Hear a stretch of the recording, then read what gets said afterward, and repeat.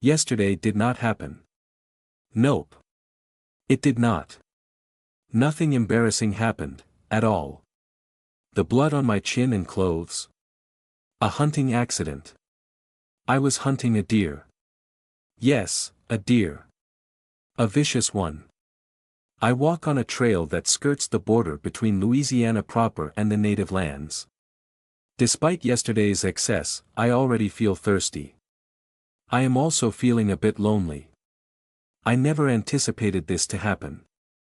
I have been on the road for only a week, yet a simple conversation with this human, Toussaint, reminded me of what I had forfeited. I want to talk to someone, I want to learn something new, discuss ideas. I do not want to turn into some sort of hermit. I sigh and shoulder my backpack. I now have exactly 3 outfits, with one being the battle dress with a hole in the chest.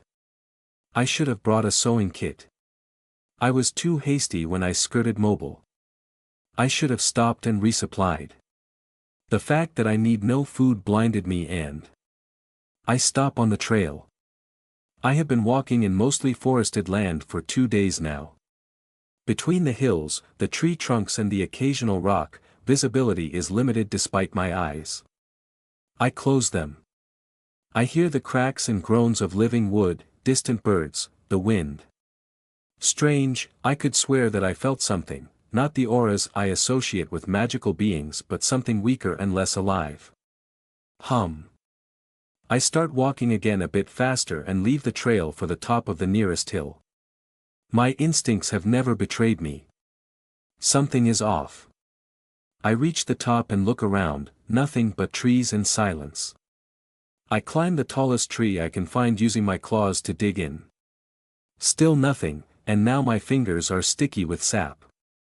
The feeling comes and goes again, both closer and stronger. I still have no idea what it could be, yet I can think of only one explanation. Someone or something is tracking me. Should I run for it? Can I? Running makes me thirsty and finding blood here will be difficult if I have to rush it. Should I ambush them? That would be pointless if they know my exact location. Perhaps they cannot. I believe whatever is tracking me to do the magical equivalent of yelling to find someone in the forest, and the person yells back. I need more information.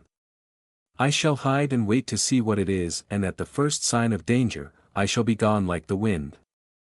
After half an hour, the feeling comes back. It is exactly as it was, that I can say. Someone is hunting me, I am sure of it. However, they stopped. I wait half an hour more without change. The feeling does no return and the implication scares me. It is likely, that whatever is doing this knows my approximate location. It decided to stop when it noticed me doing the same, and I finally understand why. Time is against me. If they can track me during daylight, I am finished. Most vampires protect themselves by slumbering in fortresses defended by loyal followers. This was made obvious during the fortress raid. I have none of those defenses. My only advantage in hiding is that no one was looking for me, until now that is. There is no labyrinth, no rock formation that will hide me from whatever is out for me.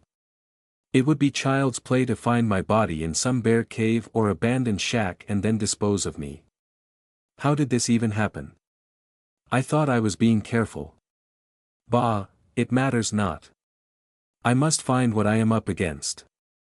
My only saving grace is that it prefers to wait until I am defenseless, which means that it is not confident it can slay me in a fair fight. I do not have a way to track it, however. How should I proceed? I have superior sight, hearing, and sense of smell. I can use it. I also have my wits, such as they are. I have been on the move for a week, mostly going north and now east. Whatever is tracking me must logically be behind. I need to retrace my steps. Secondly, whatever is tracking me has a high chance of being sapient. Indeed, I find it unlikely that a beast would have the presence of mind to wait for daylight to slay its prey. It might well have followed the trail. I take out and load my rifle as a precaution, grateful that it has not rained in a while. I also make sure that Jimena's knife is within reach. The taste of tallow on the paper cartridge, I could have done without. Pa! I walk back, stopping every 300 steps. I close my eyes and listen to sounds, taste the air. I do not detect anything abnormal and continue.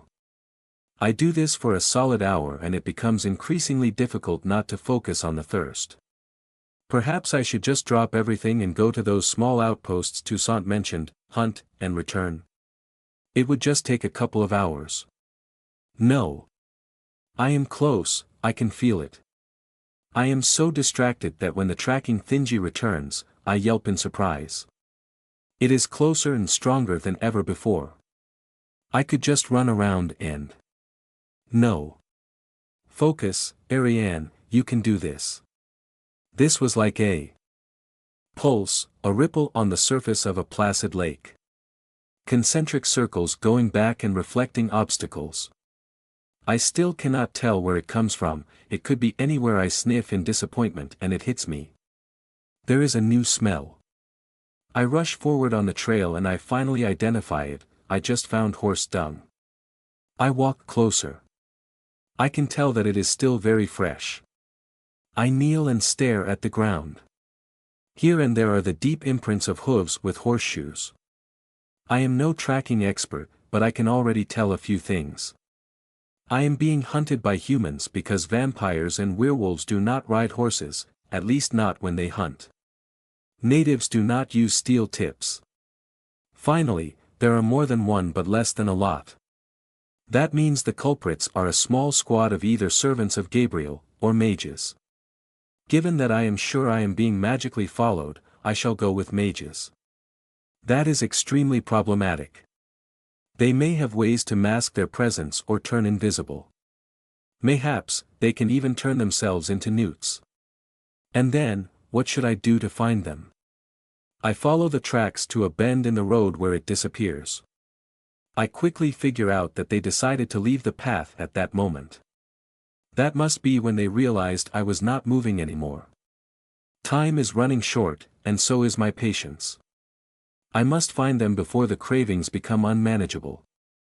I follow the prints to a mass of rocky outcrops covered in pine trees and lose them on the solid ground. I am not sure what to do. I have never hunted without a dog before. I sniff the air. The smell of pine sap is overwhelming and under it there is wood smoke. Aha! A fire. I find the tallest tree I can and start climbing. Ignoring my ever stickier talons, I look around. Nothing, absolutely nothing. There is not the red hint of a cooling ember. Not a single pop or crack of wood turning to ash. Not even a trail of smoke rising to the skies. They are hiding.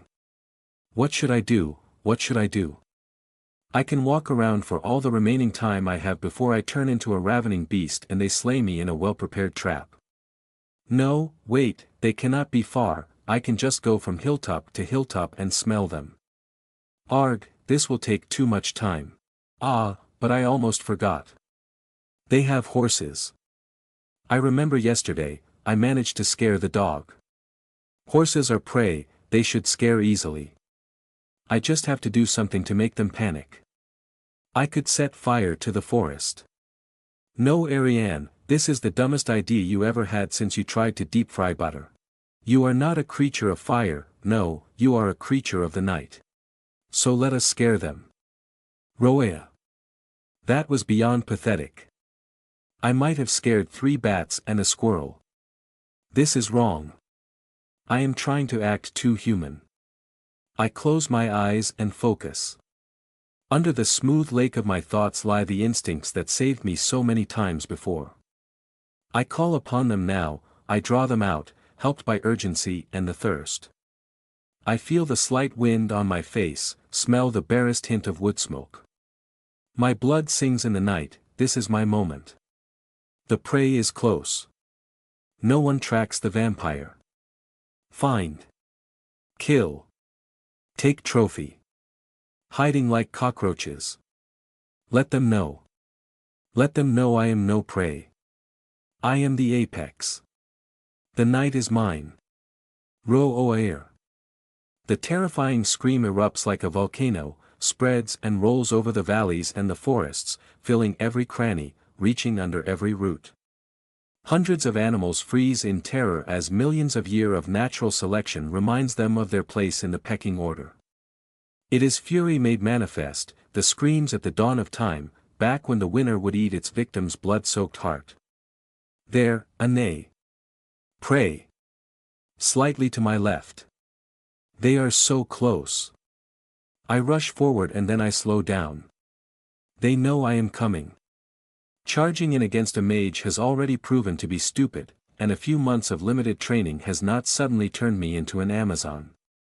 I need to play this smart. Or charge and kill drink. No. I hear another subdued neigh, as well as the sound of hooves hitting the ground. They are just behind this tall rock. I look around me. There is a colossal pine tree maybe 30 steps away to my right. I carefully walk there. I drop my backpack. Change. Change.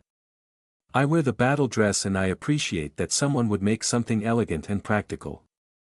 It even has pockets. Imagine that. I tie the dagger to my hip and the rifle to my shoulder and I start climbing. I am not entirely silent but I still manage to slither between branches until I reach the proper height. There they are. 3 men sit in a secluded clearing surrounded by rocks. The only entrance is facing away from the road, which means that whoever follows them would have to go around the pile of rocks then circle back. One of the men is doing his best to control 3 heavily laden horses, another sits in a meditation position next to a smothered campfire and the last one is staring towards the entrance of the valley with a. Is that a blunderbuss? Ah well, at least they are taking this seriously. A circle of something surrounds them. It shines in my view in a white aura that makes the air shimmer as if it were heated. Despite the closeness, I cannot feel the colorful aura that I associate with mages. I consider my options. I have to kill them quickly, but I can try it in several ways. I could jump on them. That would let me kill one before the others retaliate, but I do not know what that strange barrier does. It could just prevent me from feeling them. It could also set me on fire, and would that not be unpleasant? Or, I could try my brand new Talleyrand custom-made 56 caliber breech-loaded rifle that I haven't had the chance to try yet from the safety of a tree and bathed in almost total darkness. Hum. Bang. The bullet hits the sitting man in the chest. Yes. He tips backward with a yelp of surprise. Wait, surprise. The circle fades. The man reaches from something in his pocket with panic and takes out a strange object. He starts mumbling something while the man with the blunderbuss kneels by his side and aims in my general direction. Ah oh. The wounded man points a finger and I let myself drop just as a storm of metal shreds my hiding spot. Never mind, close quarters it is. I leave the rifle and rush forward with my knife in front. I jump up and down the rock face and land in their camp. The first mage is still mumbling and I freeze in shock. The 2 other men are from the Order of Gabriel. I thought this was impossible. A quick gesture wakes me up. The 2 hunters draw pistols while the mage takes out a sword, their faces are pale and drawn by worry. As they aim at me, I move forward. The man guarding the horse fires too fast and his shot goes completely off but the other one waits until I get closer. I push myself and rush the mage.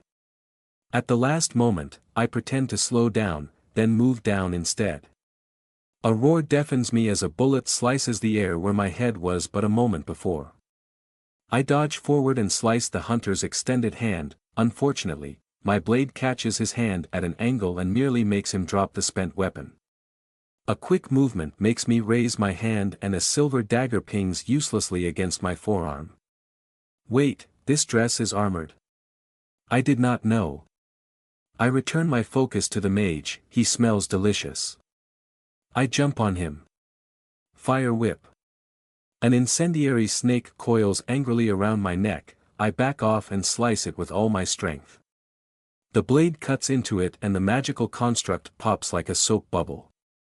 Arg! I block another silver dagger from the hunter and move around the mage. Hedgehog. Silvery spines erupt from his back, easily avoided. I cannot touch his back without getting skewered, but I don't have to.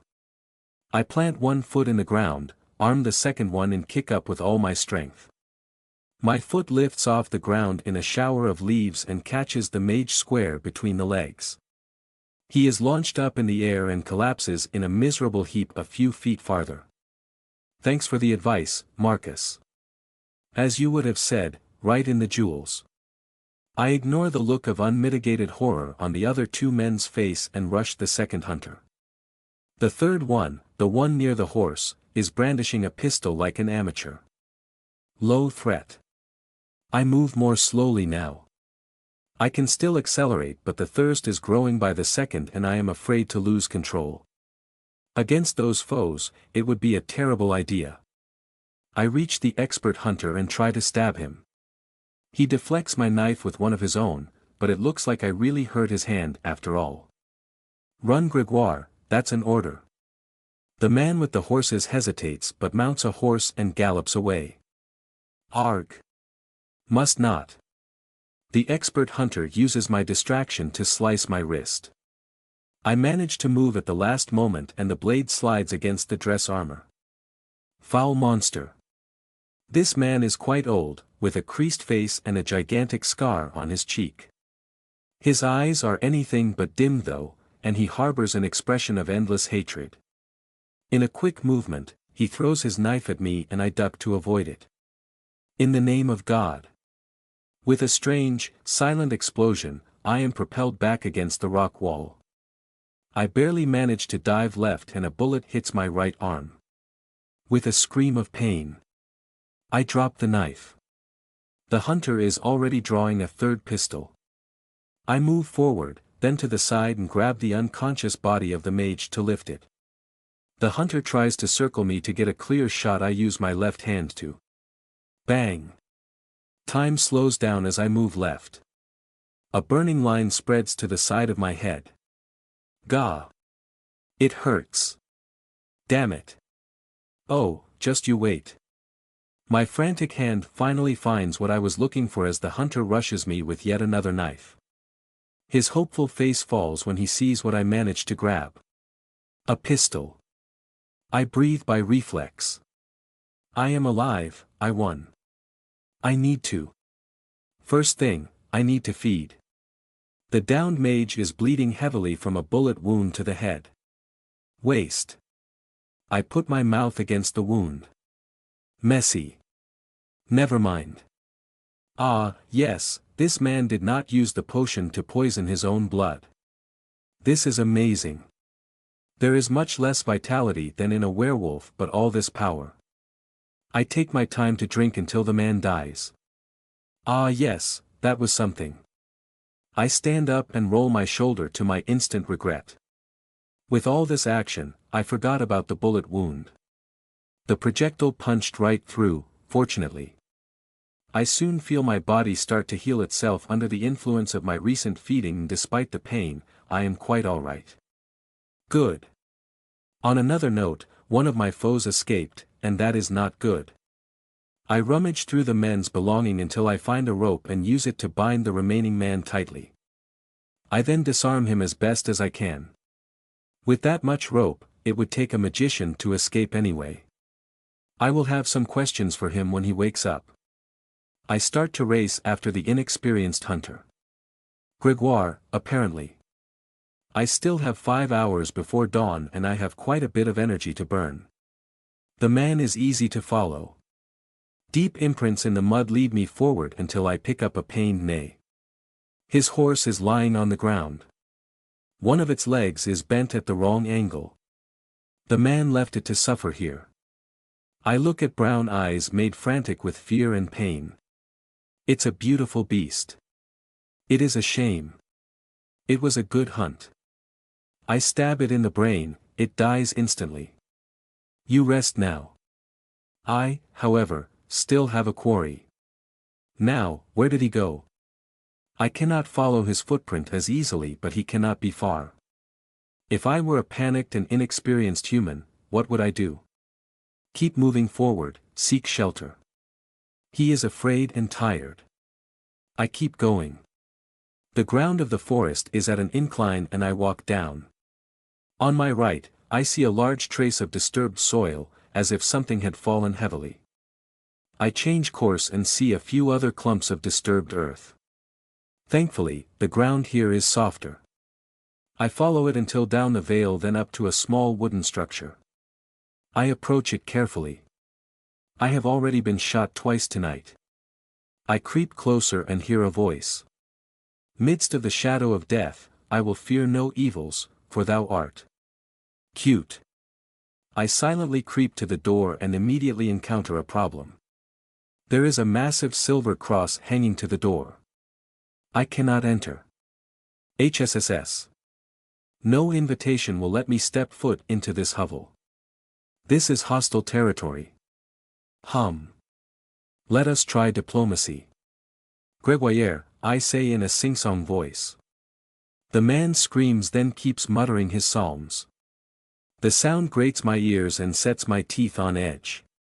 Gregoire, let's talk, shall we? No reply.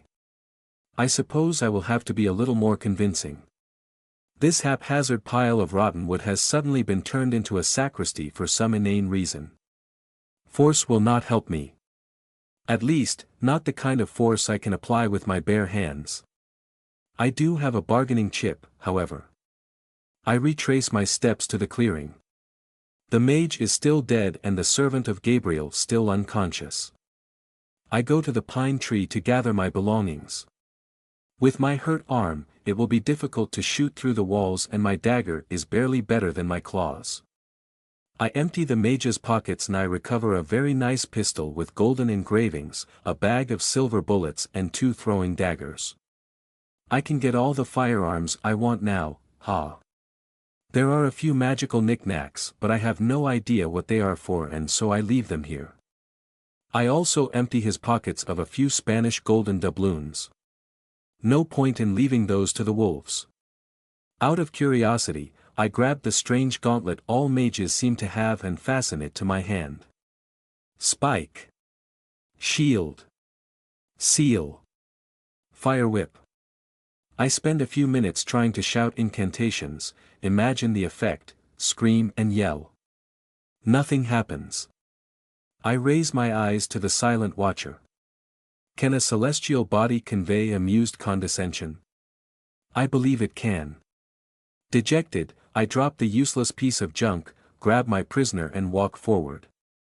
We reach the small hovel and I still hear the blithering idiot spewing the Holy Bible verse by verse. Gregoire, are you still in there? The man hiccups and the recitation speeds up. I have his attention. It is not polite to ignore a lady. Why, I believe I may even take it out on your friend here. I reach behind for a finger and break it. The older man wakes up with a scream of pain. Oh my God, no. I knew you could hear me, Gregoire dear. Now, let us talk. Gregoire, listen to me, don't tell her. TCH, your participation is no longer required, old man. I reach in my backpack for the closest piece of fabric and shove it in the man's mouth. He looks at me in surprise, then in confusion. I have a better look at this specific piece of fabric. It is white cotton with a nice line of frills and a little bow and gah. I rip my underwear from the man's mouth and promptly replace it with a sock. I look up to the silent watcher. This definitely stays between us. It watches. I am serious. Oh my God, oh my God. Yes. Right. To the matter at hand. Yes. This never happened. Nope. It was a sock from the beginning. Yes. A sock. Now Gregoire, I am going to ask you a few questions. I will not speak to you, beast. Get thee behind me. And every time I do not like the answer, I will break something. After I run out of things to break, I will drink him dry. Silence. Let us start with a simple question. What is this man's name? Father Perry. The bound man groans and shakes, but he might as well wrestle a bear. Yes, this is the right way, I can feel it. I will ask simple questions that cost him nothing. The more he replies, the more he will reply. I can take a little time here. I could. I am sleepy. The immediate danger has passed, so my body is shutting down. The potent blood of the mage can only carry me so far. Curses. I have to hurry. Are you members of the Order of Gabriel? Yes. And we shall strike you down, foul fiend. The wrath of God shall. I think I liked him more when he was silent. You seem too inexperienced to be out hunting vampires. Why are you here? Grégoire remains silent, but eventually, he answers. I am an archivist. Father Perry asked me to come. Did he now? And where is his squad? Grégoire hesitates. I am about to snap another knuckle when I figure out the situation by myself. Let me guess, you are short-handed since your disastrous assault on the vampire keep. The warriors of God are legion. We are without number. Always, righteous men will answer the call and rise against the agent of evil and.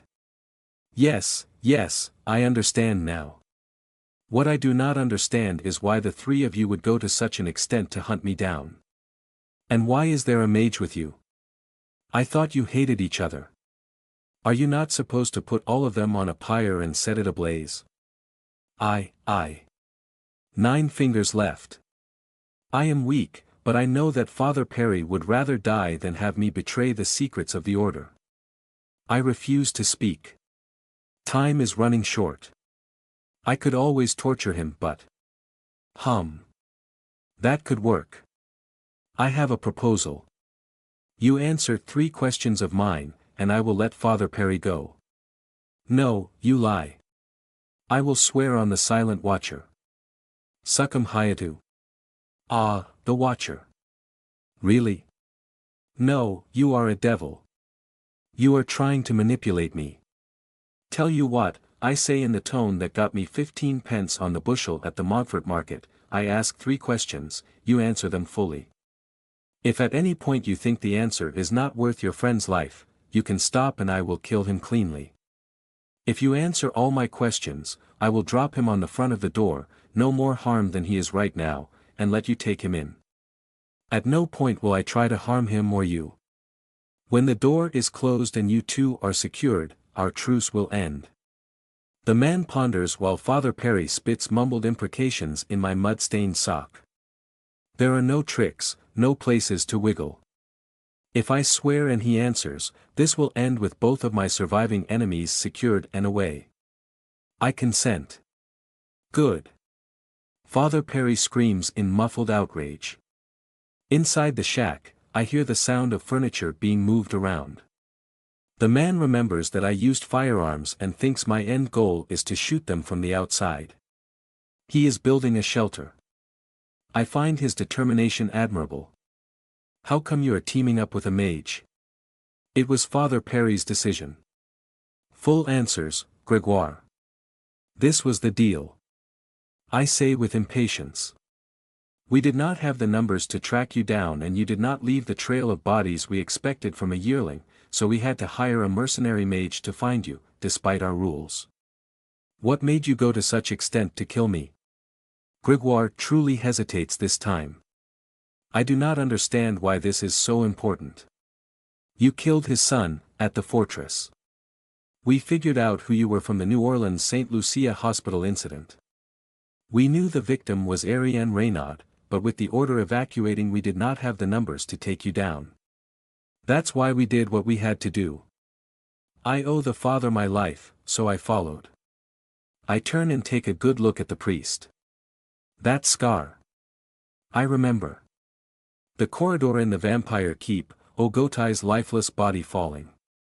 I throw it at the man with a scar on his face. His red-haired companion shoots me. Oh my God. I look in that pair of gray eyes. I see hatred beyond limit. I see a lust for vengeance that neither time nor distance will ever grind, no drug and nor love will ever smother. This man forfeited his hierarchy, his vows and his very values for the sole purpose of killing me. Scorn to defy God. I am flattered. How were you able to track me? The mage. Full answers Grégoire. If any mage could track down vampires at will, I would know. A lock of your hair. What? We used a lock of your hair from one of your father's locket as a focus. It was well preserved and carried a strong meaning, so the mercenary was able to use it. I feel my entire body freeze. My voice is deceptively calm. Grégoire, what did you do to my father? Nothing. We will never harm the innocent. I look at Father Perry. I am not so sure. We got it from your Uncle Roger. We said we wanted to add it to a memorial to victims of violence in New Orleans. I swear. Also, this was the fourth question, which I answered willingly, but my part is done. Pa, he is right. As promised, I drag the furious priest to the door and step away. Grégoire opens the door and we take each other's measure. He seems captivated by me as I stand here in my blood-stained dress, arms crossed against my chest. Then he drags his friend in, locks the door, and they both take shelter in whatever fortified nest he managed to construct. Our truce is over. The discovery of Perry's grudge and the risk he is for my father feeds slow-burning anger that pushes the torpor away. I calmly walk back to the clearing and find what I was looking for in the saddles of a panicked horse. I find more in their bags. After I have everything I need, I head back to the shack. I tear a piece of tissue from their spare cloth and wrap it around a stick of dry wood, then I splash lantern oil on it. I emptied the remaining oil against one of the walls. Set the torch ablaze with tinder and set it against the wooden frame. After it catches nicely, I throw the torch on the thatch roof. This is not a church, but a sanctified hunter shack. As I mentioned, it has not rained in a little while. They last for 15 minutes, but eventually, the smoke and heat forces them out. They both still fight to the end. I make it quick and painless. It was a good hunt. I drink a bit from both of them, and then I throw their bodies and that of the mage in the funeral pyre that the sanctuary has become. I add the magical item, including the tracking device, to it. I leave their crosses on a standing post outside. Later, I quickly find a cave and collapse, utterly exhausted. It has been 3 nights since I fought the renegades of the order, and I keep thinking about my experience. This truly was a good hunt. The enemy was strong and cunning, and I managed to fight better and outsmart them, the predatory part of me used in service of a well-executed plan. This is as it should be. Grégoire, Perry, and you, the unnamed mage, may you find rest in the afterlife. Between hunting parties, patrols, and the occasional lone traveler, I have stayed well fed without draining anyone dry. That includes tonight. I am crossing a meadow when suddenly, something attracts my attention. Not too far to my left, I feel a powerful aura that does not come from a person, but a spell. This one does not track or warn, it is a sort of polite invitation. How curious. A call in the middle of nowhere. I cannot perceive any malice or any compelling effect in the working. It is, in fact, the equivalent of a merchant hawking his goods at the top of his lungs in the marketplace. Although there appears to be nothing amiss, the prudent call would be to continue forward. Curiosity killed the cat after all, and a vampire has only one life. I am also growing increasingly bored. I should have packed a book, a good romance filled with moneyed gentlemen and impoverished yet witty women. Ah, but alas, I was so worried about my physical well-being that I failed to account for the mental one. It is probably nothing too bad. Just a quick look. I walk towards the obvious origin of the magic. Whoever designed it made sure that it could not be missed. I still make some effort to walk off the path and keep close to the edge of the copses I come across. After a few minutes, I reach the edge of a vast open field. This is the largest valley I have seen in a while. Despite the overcast sky, I can see for a good mile in any direction, and so I do not miss the strange construct that sits 30 paces away from me, nor the 3 natives who approach it. The construct is a wooden pillar covered in carvings from top to bottom. I identify several human and animal heads and body parts covered in garish colors. Branches have been drilled to form limbs that hold a variety of objects including a spear and a drum. This is the magic beacon. The trio eventually stops before it. They are quite the group. The first man walks with a strong limp and is helped forward by the 2 others. I am not familiar with native customs, but his clothes seem haphazardly put on, as if he had opened a drawer and just piled on what he could find. Despite the variety of cuts and fabrics, he still manages to have parts of his chest bare in temperatures that approach freezing. He is also drunk as a skunk. The second man wears a mix of Western and native clothes, glasses, and a bowler hat. I can appreciate the care that was invested in making the arrangement stylish. He looks scared. The last man is a warrior. If the eagle feathers, spear, and javelins had not given him away, his scowl and musculature would have made it obvious. His expression is that of a man who has utterly run out of patience and is one wrong word away from a tussle. Mesmerized, I observe them. What are they doing here so late? And why? The drunk man falls on his knees before the statue and starts muttering and shrieking imprecations in a language I do not know. His lunatic ravings reach a crescendo that ends in a sentence that he screams at the top of his lungs. Come and partake. What? What? Did this buffoon actually impossible? Implausible. This is surely a coincidence. The man quickly proves me wrong. He grabs a bowl from some recess of his cloth, stabs himself in the arm quite viciously, and soon enough, the recipient contains a few gulps of blood. He then kneels and presents this offering towards my general direction. The warrior is at the end of his patience. He is about to intervene when the man with glasses holds him back. They start arguing between themselves, gesticulating and pointing at the kneeling lunatic, the statue, and wherever they came from. The scent of the blood reaches me, and despite being fed, my fangs come out. This man's blood contains powerful magic. Drinking it would be extremely beneficial, not to mention delicious. It's here, cooling in that bowl. It would be a shame to let it go to waste. With a last inspection of my surroundings, I leave the safety of the woods and silently approach the madman. My instincts tell me that it is safe, that the supplicant should not be ignored. Yes, this is right. A moment later, I drink the bowl and lick the wound close. The lunatic looks at me with brown eyes full of wonder, and I realize that he is much younger than I thought. He waits for me to release his arm and smiles toothily. That is not the reaction I expected. Regardless, the beacon and offerings mean they have a proposal, and now I am interested in hearing it. You may speak, supplicant. The 2 others jump and yelp as they finally notice me. The warrior immediately points his spear in my direction before realizing something.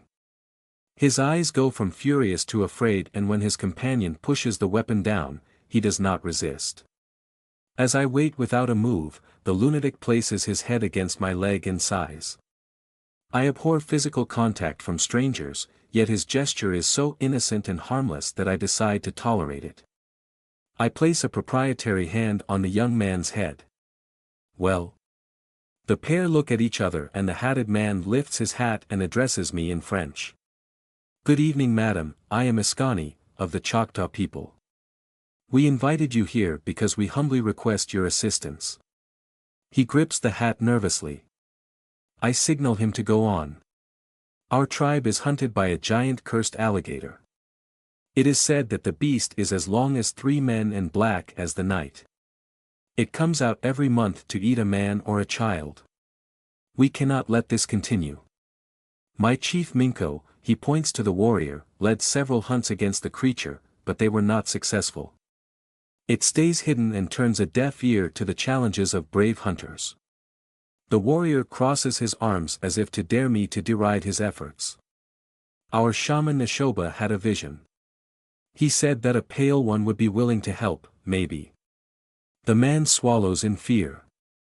He knows what we are capable of. He also knows that he stands without a weapon or a plan on an open field. I am curious about the beast, however. I was informed by Baudouin that vampires cannot feed on animals, and indeed, beast blood lacks this vitality I crave so much. With that said, I successfully fed from a werewolf, and I am not quite confident that a 7 feet tall fur-covered wolf hybrid still qualifies as Homo sapiens. He was technically a cursed human, of course, but with that form. Could I perhaps feed on a magical beast to grow stronger? I am tempted to try. I could certainly use the distraction, at least. What do you offer in exchange? The translator turns to his chief and the two debate for a while. Eventually the chief points to Neshoda with a smirk. His companion frowns, yet still offers.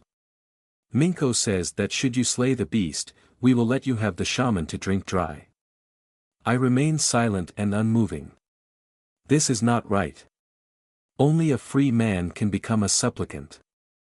Only what is offered freely can be taken fully. My lack of response produces the expected result. The two men start shifting nervously, and Minko's grip on his spear makes the wood creak. I turn to the kneeling shaman. Should I do as your chief asks, you will offer your blood to me freely. Forgive me, Pale One, our shaman does not speak. Give blood, earring to hide better, for you, child of thorn and hunger. He blinks slowly, first one eye then the other, like a wave. One of his pupils is much larger than the other. This young man is mad as a March hare, and caution dictates that I should not trust a word he says. It would be wrong. Neshoba showed up exactly as I reached this clearing. Given our respective speed, he would have had to depart from his village far before I noticed the beacon. He also spoke the tongue, twice, and that is no coincidence.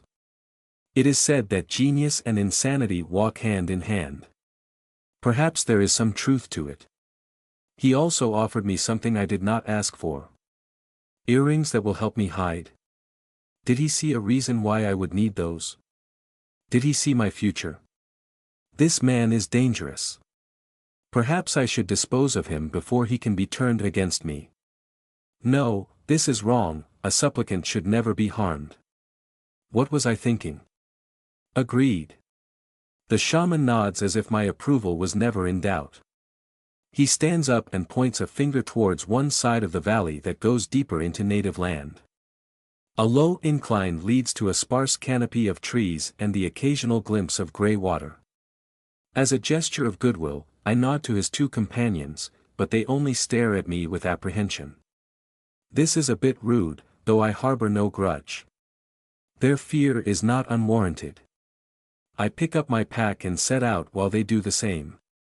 Once I am out of view, I change into the battle dress.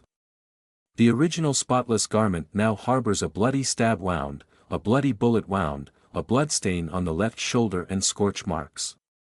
It also smells a bit rank as a result. I really need to stop and do some actual laundry. Ariane, the vampire that washes bloody rags under the moonlight.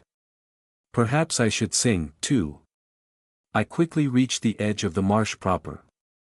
Now, how to proceed? My quarry should be either in, or next to a body of water that can contain it. Even accounting for exaggeration, the beast should be massive, and only the largest ponds would be a suitable habitat for it. I am reasonably confident that I can feel its magic. My plan is decided. I shall skirt alongside the aforementioned ponds and keep my senses sharp. I will start by going left and circle the marsh, then go inwards. I will use this opportunity to find shelter should the task prove to be too much for a single night. Nodding to myself, I set out, and for a couple of hours, I search. At this time of the year, the marsh is unusually quiet. Strands of mist hover on the water and around naked trees. Their blackened limbs extend like the desiccated hands of crones, ready to snatch and strangle. Only the sound of my traveling boots in the odd pool breaks the ominous silence. Finally, I find the first trace of my quarry. Under a gnarled root, I find a severed arm. Only my keen nose led me to the relatively fresh appendage. It has been cut off at the shoulder and I push it with a shoe to stare at the grisly wound. I count 3 tooth marks. For an entire shoulder. Aha! I back up slowly and almost lose my footing when I step in a hole. Cursing, I quickly regain my balance and stop when I realize what I walked in. It is a footprint. It is quite large. Really large. Surely, it could not be that big. When Ascani said that the creature was as long as 3 men, he was joking, right? That was poetic license, yes. It just has very, very big feet. Right? Oh my God. That thing must be as big as a bloody elephant. Never mind my rifle, I should have brought a navy cannon, nay, a frigate, with a full marine complement. Did I truly agree to go after this behemoth? Was I insane? Forget it, it would be better to cover the entire marsh in black tar and set it on fire. Problem solved. I stay like this for a few seconds, but my cold will soon reasserts itself. This is a hunt. The prey is deadly, and so am I. I secure my backpack and take out and load the pistol with a silver bullet. Should the beast assault me, I will rely on my speed to shoot and stab it in the eyes. Alligator brains are small and their eyes, unarmored. It will do. I hope. Another few minutes later, I stop as I see something promising. There is a small lake further inland with parts of the shore suspiciously devoid of vegetation. I creep closer and my suspicions are confirmed. There are a few stumps and dead trees as if something massive had passed through several times. This could be the lair of my prey. I start walking along the edge until I pick something up, the aura of a living being. I step away from the edge of the water as soon as I realize 2 problems. First, it does not come from the water but a copse of trees a few paces away. Secondly, it is wrong. This aura does not feel like a marsh animal should be like. It is powerful, yes, but powerful like a mountain, like steel. It is unbreakable, indomitable, and it is ancient. And up, and up. What in the name of? It is an abomination. An insectoid creature covered in moss and dead vegetation, with 2 arms and 2 legs and... oh. It is a very tall, very strong man in a black iron armor of strange make, covered with camouflage. Are ye quite alright, lass? With an annoyed click, I close my mouth and holster the pistol. I must have looked like some scared bumpkin just now. What a disgrace. A giant insect? Please. Yes, I am. Thank you for inquiring, mister. The man in front of me is a force of nature. He is the tallest person I have ever seen by a wide margin and his shoulders match the rest of his physique. What can be seen that is not hidden by armor is scar-covered muscles and tan skin. The armor itself is a thing of wonder. It looks like it was built from a locomotive, with rivets and additions aplenty and shaped like a massive beetle. There are even gauges and buttons spread about. I cannot see his expression behind a conical half-helmet and glasses that look like a pair of tinted monocles. The rest of his face is covered by a majestic beard sitting under a huge, ruddy nose. Quite the character. Loath of Scorag, lass, it is a pleasure to meet ye. The man's voice is deep and cultured. It is much softer than I expected, even if there is a gravelly quality to it. Ariane, I reply as I curtsy. This is new and exciting. May I inquire as to what you were trying to ambush here? Of course. I am hunting an alligator of prodigious size that has been terrorizing the locals. I freeze. Could it be? And were you perhaps asked to do so by a trio of Choctaw men? Gah! Of course. They just attract anyone that has a chance and then throw them at their problem. Is this a scam? Have I been swindled? And may I ask what you have been promised as compensation? A few shards of obsidian. Nothing too fancy. Yee. A trinket, also I get to drink from the shaman. Oops, I spoke too hastily.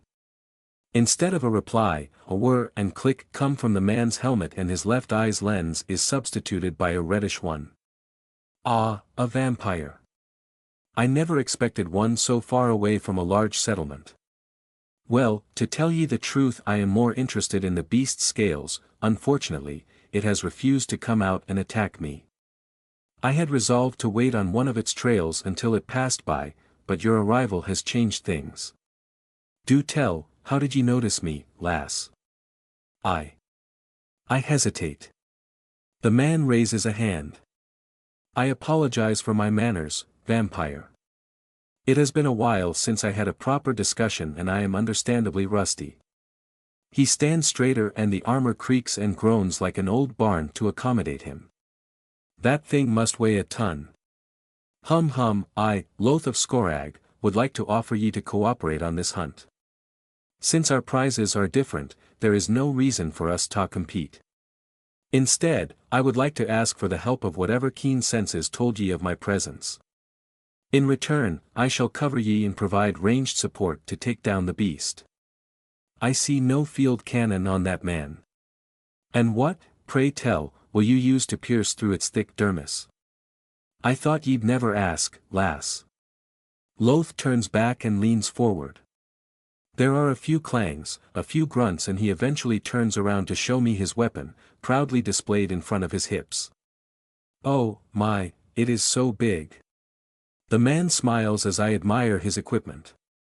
It looks like a harpoon launcher that would have been taken from a whaler's deck. It is humongous in size and no human should be able to wield this monstrosity. Just wait till I start shooting. By comparison, my poor pistol looks woefully inadequate. Oh, what an unpleasant feeling. Before I agree, I would like to ask you a few questions. You are not human, are you? The man stops moving. What gave it away? You have an aura, but you are not a mage. There is also your size, that strange armor of yours, the oversized harpoon. Alright, but what about my voice? My mannerisms? Close your eyes for a while and imagine we're having this conversation in a nice salon. Would I come off as strange? This conversation? The one we are having about hunting a titanic magical alligator together, at night, in Choctaw territory, in exchange for blood and obsidian shards? He nods frantically. Besides the obvious, you sound perfectly normal, I think. Oof. Ya had me worried for a second here, lass. Ye see, I haven't had a talk this long in 3 months. I was afraid I was coming off as particular. You know. Borderline. Loony. Isolation can do that to you. I see. Hold on, you have not talked to anyone in 3 months. What in the world were you doing? I was looking for magical beast skin. Magical alligator skin. Lass, that would do, and that is why I need your help. I thought I was blessed when I spotted that towering column of magic those lads set up and heard their proposal. But that beast is cunning. It hides from groups and things too big. I walked around, screamed obscenities that could be heard from here to the North Pole and even showed it my arse, but 'twas all for nothing. The beast will not take the bait. I have been stuck in that piece of armor for 3 bloody days. Do you know how hard it is when you got that itch in ya? Does this man have any censure? Ye alright, lass? I close my mouth with a click. I just wanted to know what he was. How did we end up talking about his itchy crotch? Arg. Oh, ye asked me what I am. Well, I am a dverger. I stare in silence. Don't look at me like that. I'm telling the truth. I'm probably the only dverger on the continent, well, the only one with pure enough blood to know what he is. What do you mean? Well, we have a very low birth rate, and we are so close to human most can't tell, so many of us just marry into human families. Why, my second wife was human. What happened to her? Where is she? She died of old age. That was, 300 years ago, give or take. What? How old are you? Lass, that's sort of a personal thing to ask, hey? And telling me about the state of his unmentionables is not personal. Pa. Men, I swear. We are close to stone and steel. Always have been. We love metal and magic and we wield them well. Why, I built that thing myself. Oh, and we also love good liquor. And lasses, or lads. And we can live very long. My granduncle Locri, bless his heart, was already a man when Rome fell to those Huns upstarts. And he's probably still alive if that harpy of a wife has not.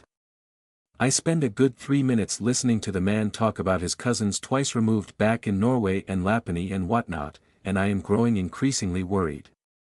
I am confident that the Choctaw tribesmen will not speak of me, not because I believe in their honesty, but because no warriors worth their salt will admit to having asked a foreign woman for help.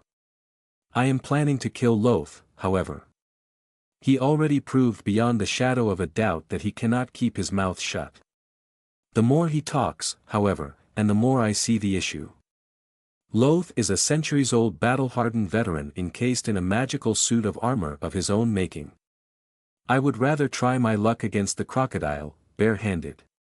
Could I possibly wait until he lowers his guard? He will get out of this thing after the hunt. I can still work with him to slay our quarry, though I dislike the idea of murdering someone I fought side by side with. And then it took 3 weeks for their wives to figure out the twins had switched place, bahaha. Locri and Tak are such pranksters. Loth of Skorag. I propose that we kill the alligator together. You take all the skin you want, I get to try its blood and then we shall return to the tribesmen and claim our respective rewards. Do you agree? Sure lass, works fair me. We've already delayed long enough as it is. And whose fault is this, you gossiping blabbermouth? Gah! Let us set out then. I walk forward, close to the water while Loth covers me from much farther away. When I asked him about it, he answered that the beast would only go after cute and juicy-rumped targets, that I should not worry my pretty noggin over playing bait because he could throw a Francisca through a troll's nostrils at 100 paces, whatever that meant, and that I was, therefore, guarded as a dragon's bollocks. After that, I decided not to ask any more questions. Loth is direct, vulgar and talkative, but as I offer my back to him, I do not doubt that he will only protect it. My instincts agree. I do not want to fight him, but I want to fall back into vampire hands even less. We circle the whole pond without success and the strange man leads me to another lake where our target may be resting. You know, east of here there's a species of wetland trees with its roots bare. It's a bit indecent if ye ask me. They're showing their naked legs to everyone if you think about it. You know, all this mud reminds me of Aunt Gerda's cooking. She could not make a proper meal to save her life. We used to say, just throw it up, it will taste better the second time. I remember that even that starving fox. You know, I think vampires should say yesternight, 'cause it's never yesterday, technically. He never shuts up. I know a few nasty words could make him stop. I do not say them. It would be unwise to antagonize him now. Who am I kidding? I understand him perfectly. He has spent 3 months in solitude, and now he has someone who he can talk to about events that happened 200 years before without being seen as a madman. He is also the only dverger around. I know that I should avoid other vampires like the plague, but at least they are there. I am not the only one of my kind. I have Jimena. I have my father and Ainsa. Loth is alone. How can someone so old be so alone? And here we are, lass, I hope I did not bother too much with me ramblings. I not at all loath. Should we proceed as before? I just so. Keep your peepers open, I think it's the right one. We keep walking. The immobility of the marsh grates on my nerves. At the same time, I feel myself growing sluggish. The tedious search is not the same as an active hunt, and since I fed almost immediately upon waking up, a noise behind me. I turn around. Massive jaws. Impossible, impossible. I did not feel anything. I move and it compensates. With a snap, it closes. Caught. Dragged. Stuck. Trapped. Must slash. The thing is too fast, its skin too thick, it drags me away. My head is submerged. There is muddy water in my mouth, there is muddy water in my lungs. It hurts. My leg hurts. Ignore pain, kill fight. I grab the silver dagger and stab what I can reach, inside a nostril, the gum, a broken tooth. I fight like a fury. I grab the jaw and try to push it away. Suddenly, I surface. I manage to open the nightmarish maw, I free a bleeding leg. I crawl away. The beast does not move. I cough a lungful of brackish liquid. I turn again. It's dead. I cough more. Ariane. I'm fine, I'm fine, I'm fine. Ariane. You are safe, lass, it's over. We killed it. Cough, I. Cough, I did not feel it coming, at all. Cough. Yes, I understand now, it could mask its presence. I was looking at the water the whole time and did not see anything. Its eyes should have been visible. I stare at the corpse of the beast. The alligator is as massive as expected, and its scales are completely black. The darkness is so intense it seems like it is swallowing the light. Even the corridors of the arena were never that obscure. The beast has a single, massive harpoon lodged to the hilt in its eye. Transparent liquid slowly drips down its side. This was an incredible shot. Loth is as good as his word. After a pause, the man goes on. Try the blood, then we can go back. I'll skin the thing tomorrow at dawn. Yes, I should not let myself be distracted by a near-death experience at the hand of a massive saurian. I take my knife and stab into its throat. A thin trail of blood drips down. I must hurry before all the vitality disappears. I take one swallow. Blurg. So bitter. This is completely undrinkable. I can feel the potency, but I cannot stomach its medium. Yes, I thought it might be the case. I met vampires in Boston, you know. Some of them can distill essence from magical beast blood. I thought it was weird that ye tried to drink it raw. He looks at me and frowns. This is bad, I don't want him to. We should get back to my camp. I have rainwater. Let's wash the worst of it clean. I look down at myself. The dress is beyond ruined. A massive tear runs from waist-high down and shows my pale left leg on top of the existing damage. It is also disgustingly filthy. The walk back to the camp feels like an eternity spent picking weed off my hair. Eventually, we arrive back where we first met. Come, sit. I am not thinking straight. I am exhausted now. I still need to pick up my gear and find shelter for the day. This will be a closer call than I would like. I sheath the knife and drop my holster. I will have to clean those very thoroughly, preferably before I slumber. I really need one night spent on supplies and cleaning so bothersome. Loth grabs an entire barrel and slowly appends it on top of my head. I rinse my hair, my face. I remove the worst from the dress. I need clean clothes. Hey lass, that hunt was a bit anticlimactic, don't ye think? We got all that anticipation, all that tension, and then bam, it's over in a second. Kind of disappointing, you know. I was hoping for something that would get the blood pumping. It suddenly occurs to me that I am weakened, and completely unarmed. He wouldn't. I know what I want to do to get a little bit of excitement, a challenge if ye will. I heard that vampires are exceptional at it. No, he wants a real hunt. I can't fight him, I am not at my best and he is dangerous, deadly even. Must recover dagger, create distance, hide, ambu. Say, let's have sex. What? What? What? I sputter. To celebrate the hunt, the fact that we're alive and the beast is dead. Wiedverger. His hand caresses my shoulder. I am crying. The front of my dress is shredded, but my right arm is still free. I grab around. I find a rock. The abomination has stopped moving. It is looking right at me, daring me to act. Go on, try. With a yell of defiance, I smash the rock against its temple. I might as well have hit a steel door. I think that you do not need to use that arm anymore. A heavy hand grabs my shoulder. No. I jump, I grab my knife, I wave it in front of me. Stay away from me. He looks too astonished to move at first, then he slowly raises his hands to appear harmless. You stay away from me, don't touch me. Don't touch me at all. Stay away. All right. You don't come near.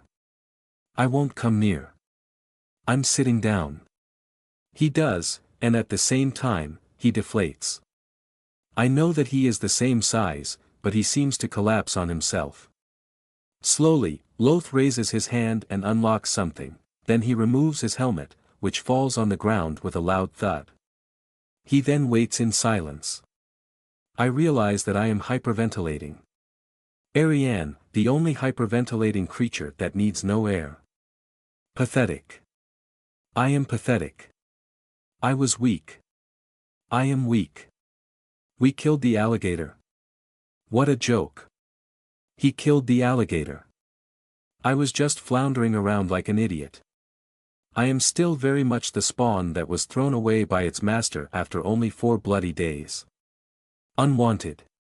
A bargaining chip. The butt of the bloody joke. Damn it. We spend some time in this strange stalemate. I am standing with a blade trying to regain control, while he sits quietly, waiting for God knows what. I am so sorry, Ariane. I look up and take his measure for the first time. Now that his head is revealed, I can see that Loth has a pleasant face, in a rugged gentleman kind of way. His hair is black and cut short and he has chestnut-colored eyes currently fixed on me. Right now, he looks like a beaten dog. A harpoon-equipped, armored, beaten dog. I say nothing. He waits. Why did this happen? I have been touched by people before without triggering any memories, without turning into a quivering mess. Except, besides my father, I have never been touched by a man who wasn't a cattle or a supplicant. They were all in my power. They were not men to me, not really. Loth is. He is mature, strong and we are not bound by oath or contract. What should I do? At a loss, I look up to the silent watcher. Once more, its quiet gaze brings me a modicum of self-control. Eerie a fugitive, ain't he? Well, that settles it. He figured me out. It has come to this. I should never have agreed to a truce, I should have fought him on the spot. I stand up. What if I am? Don't get your panties in a twist. I'm asking because, well, because I can help you. I scoff. Does he think me daft? Why would you ever do something like that? We just met. I must run away. Even with his helmet off, I am far from confident that I can take him out. Loth's expression turns resolute. He stands up, takes a step back and methodically removes a gauntlet. I watch, mesmerized as he takes a small knife and slices his palm open. Blood wells. It smells pretty good. I, Loth of Skorag, hereby swear that I shall protect Ariane's life, freedom, and welfare until next midnight, or die trying. A powerful wave of magic washes over me. It tastes like snow, mountain, and unyielding metal, all things I am not familiar with, and yet I feel them as if I knew them intimately. The intensity of the blood oath is stunning. The Dvergr closes his fist and kisses it without breaking eye contact with me. What? What just happened? I don't know what to say. I certainly did not expect this. Loth of Skorag, warrior, and craftsman, will die to defend me if it comes to it. I know this with the same certainty that I know the sun will rise in the east. It is inevitable. But why? Perhaps I feel like a fool that ignored all the obvious signs. Perhaps I owe ye for what I just put ye through by being callous. And perhaps. He pauses for a long time and I wait without a sound. This moment feels important. It would be sacrilegious to interrupt him. Perhaps I feel lonely. I ponder this strange confession for a little while. His words make little sense to me. I cannot reconcile them with my image of him. I do not understand. You look human, you sound human, you can drink, eat and walk under the sun, so why are you alone? Ye are so young to ask me such a question, Tyr. I should have known. I should have noticed. Yes, humans are good companions. Did I mention me second wife, Agna? I nod. I stayed by her side until her head went white. In the end, she could no longer walk, could barely see. Never did she harbor any grudge that her body would fail her while I would go on. Loth marks a heavy pause. The pain in his eyes is sobering. It broke me heart when she died. I promised myself, never again. Our children were adults by that time, so I picked me things and left. I stayed in the mountains for a century to hone my craft. It did not help. Even today I can see her smile as a young lass, as a mother, as a mature woman, and as I held her hand because she could not see me no more. If ye live long enough ye will know this too.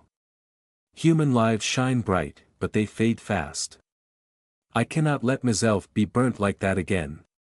And maybe I will die in 2 weeks. Fugitive, remember. And maybe ye won't, especially if ye accept me proposal. The gist of it is, maybe in 100 years, ye'll still be here.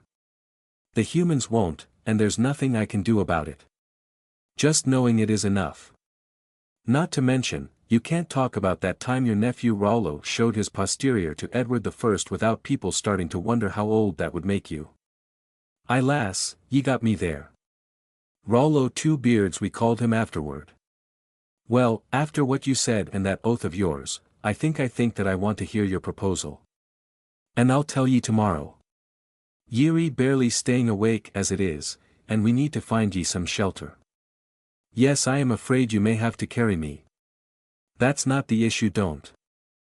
You want to get changed? Eerie kind of covered in swamp water. Ah. Let us make haste.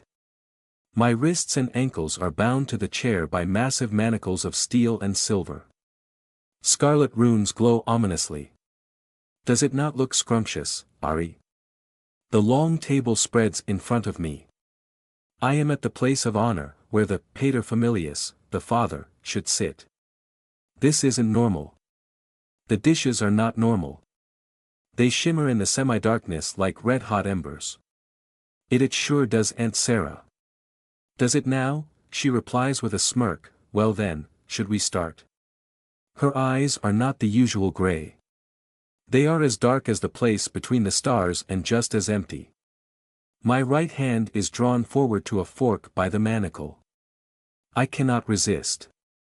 When I make contact, the cutlery flashes blue and my skin erupts in bloody blisters. I bite down screams of pain. Something the matter, Ari? You are Ari, are you not? Of course something is the matter, darling, says Uncle Roger as he takes a seat, soon followed by other members of the family. Black eyes everywhere. A powerful hand grabs my hair and pulls my head back. Did you forget to say the graces, sister? Surely, only a dirty slut who sold herself to the devil to survive would forget to say them? No. No, I was just waiting for everyone to be seated, as is proper. Proper. Well, since you are so proper, dear sister, you may say them first. But Akil, Papa should be the one to do it, no? Father enters the room. Each of his steps makes the ground tremble. He is so strong, strong enough to shatter my arms with a finger. On his collar stands a cross of the Order of Gabriel, and in his hands, he holds wooden spikes and a silver maul. He takes the seat that faces mine, at the end of the table. Tut tut tut, daughter. We awaited your return among us for so long. Just this once, you may take my place and do the rites. It is a great honor, one that only a wanton harlot would refuse. You agree, do you not? Oh, of course. Very good. Since we are all here, you may begin. They all stare at me with hungry mouths just a bit too wide. The skin around their eyes cracks as the darkness spreads. Be bless us, cough, O Lord, cough cough, and these thy. My throat burns, clouds of ash and droplets of charred blood erupt with each word. I have to continue. Oh no, they are standing up, no please. I wake up to an unfamiliar sight, the canopy of a canvas tent. I am in a metal box with the top opened. I do not remember how I got there. I sit up and a simple cover of brown fabric falls from me. Under it, I am still wearing the traveled-stained dress I fell to torpor in. I take in the sights. A single lamp shines with soft blue light on the vast interior. A chest and a tidied cot occupy one side, while another accommodates a copper tub filled to the brim with water. A chair next to it holds soap and a folded cloth. Hello. I'm outside, lass. I stand up. The box I am in looks suspiciously like a coffin, except that this one has a lock on the inside allowing its occupant to shut it tight and a symbolic quilt. That is quite thoughtful, and the effort makes me feel a bit better after this nightmare. I step to the entrance and move my head out. We stand in a clearing. 2 torches illuminate a circle of grassy earth upon which stand tanning posts. Vast squares of black scaly skin are left to dry. Loth is in the process of dismantling the first one with an ease that speaks of experience. Tanneries usually smell like a latrine's latrines, and I am quite surprised when my nose only picks up hints of chemicals and herbs. Good evening, Loth. Good evening, Ariane. I drew ye a bath and ye can tell me if that dress fits. Hold on, you skinned and tanned the alligator, made a dress and the coffin for me in one day? I would prefer the term sarcophagus, he replies with a laugh, and I. You were slumbering for more than 16 hours, you know. Ye must have been exhausted. I see, well, I'll talk to you later. I feel a bit wary at the thought of disrobing while only a layer of fabric separates me from a man. All my concerns melt as I step into the bath. It feels so incredibly good to immerse myself in piping warm, clean water after more than a week on the road. I submerge my head for a full minute and enjoy the feeling of weightlessness that no lack of air can disturb. I sit back up and grab a bar of soap. It is scented. Is that jasmine? I slather my hair and body. Oh, so good. It feels so incredible. Beware, world, Ariane the squeaky clean vampire queen is about. I hear Loth chuckle. He heard me. Gah. I get out and dry myself on a deliciously clean towel just as the thirst makes its presence known. I dig out my last set of relatively clean underwear and put on the dress. It is a marvel. The cut is very simple and without any adornments but also comfortable and flexible. Dark green and brown cotton offer a natural camouflage and I can tell it has been reinforced at the sleeves. There are also, wonders of wonders, pockets. And it suits me. I come out in a rush. Loth, this is incredible. How did you know my measurements? I promise I did not touch ye Ariane, I just have, quite a bit of experience with women. Oh. I would blush if I still could. Just hold on for a bit while I pack. Oh, let me assist. While he gathers the skin, I take care of the tent and its contents. Thank ya. Now let's get all this on me ride. I pick my bag and the chest and follow him. Across the clearing stands a huge metal box. I notice the enormous wheels stuck to it and realize that this is a carriage. If I had to transport all the jewels of India from one side of the continent to the other, I would place them in this. Wow! What manner of beast could draw this monstrosity? Curious, I circle. Wow! Loth smiles broadly and chuckles. His giant chest quakes with hilarity as I lay my eyes on a mastodon of a beast of burden. Someone must have successfully crossbred a bison with a blue whale.